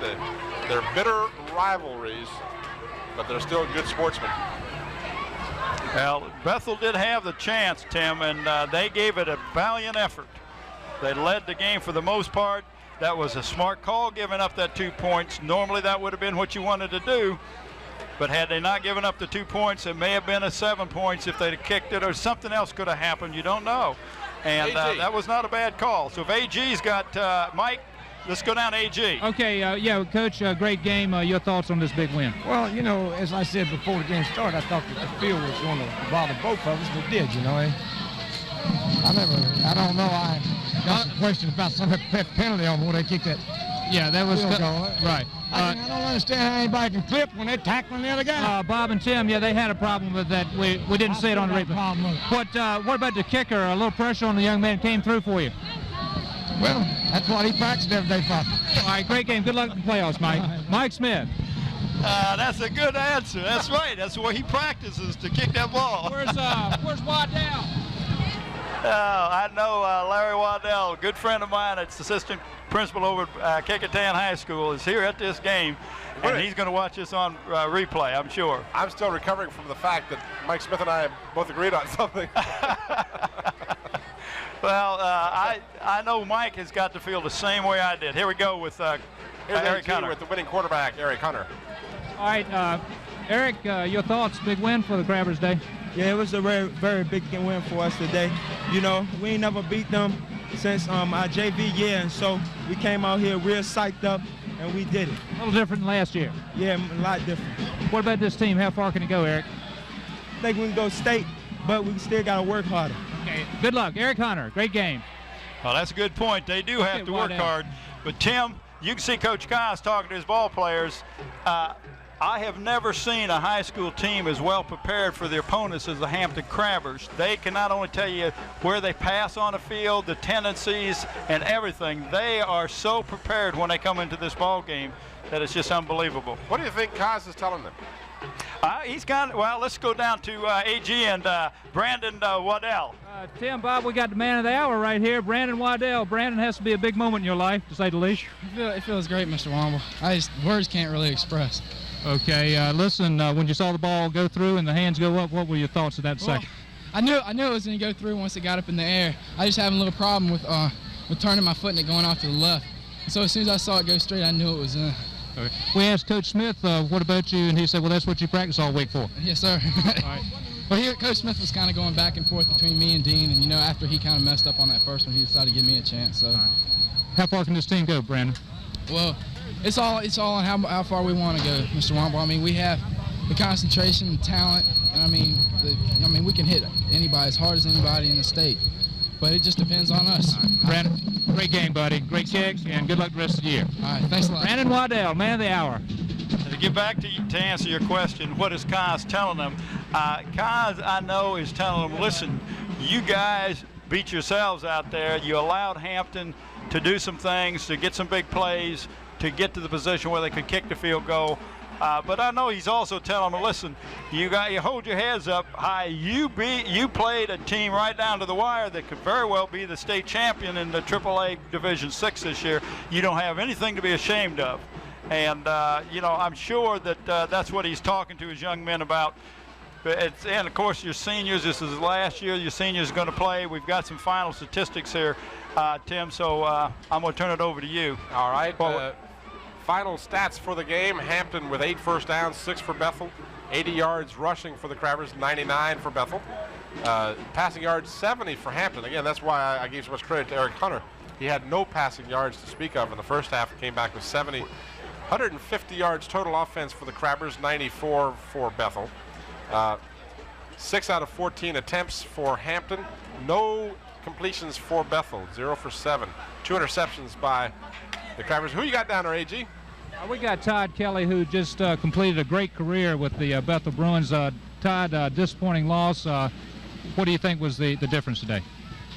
Mainly, EJ, it was a couple plays, missed assignments. Throughout the game overall, we played an excellent ball game. It was a dogfight, and it just got robbed. Todd, you had a great career with the Bruins. I know you're going to be a hard man to replace. Good luck to you. I'm sure. Have you picked out a college yet? No, I have broken my colleges down, but necessarily I haven't had my final choice. Todd, thanks for talking to us today. Great career at Bruins, and good luck to you wherever you go. Thanks, V. Todd Kelly. Todd Kelly, we'll get to see him. He's a tremendous basketball player at Bethel High School, as we also get to see Eric Hunter on the other side with the Hampton Crabbers. But go ahead with your statistics, Tim. Okay, the third down conversions had Hampton with 3 out of 12, Bethel 2 out of 11. Penalties, 15 penalties against the Crabbers for 120 yards, 9 against Bethel for 65. Time of possession almost identical, 25 minutes for Bethel rather. Bethel actually had the ball a little longer than the Crabbers, and 23 and some change for Hampton. I'm going to rescind my vote for player of the game, and I'll tell you why, because Antonio Hyman set up that winning field goal. On that free kick, he returned the ball 35 yards, and without that, who knows what might have happened. Tim, and also how many times was he open and caught the ball in real serious situations that was good for the Crabbers. That's a good call. Let's go with 2 of them, Eric Hunter and Tony Hyman for the Crabbers. It's been an excellent game. We were very fortunate. We got a blue sky, a few clouds in the sky. It's not raining. The field just really took a beating, but we'll be back here in 2 weeks. On Friday night, we'll have Hampton playing Norview, and on Saturday night, we'll have Phoebus playing Wilson. Scotty, I'm cutting off here. Okay, well, with that in mind, we're going to wrap it up here from Todd Stadium. The final score, the Hampton Crabbers pull out the victory. They end their regular season 8-1 and 8-0 in the Peninsula District. Bethel falls to 5-5 overall. Again, our congratulations to the Hampton Crabbers and the best wishes to both Hampton and Phoebus as they advance to postseason play. We will be on hand for both of those games, 18th and 19th at Todd Stadium. We hope a lot of you fans will make a point to come out and support these two fine football teams. Again, for Bob Hintz and A.G. Womble, the final score, Hampton 5, Bethel 3. For the entire crew, thanks for watching. Good night, everybody.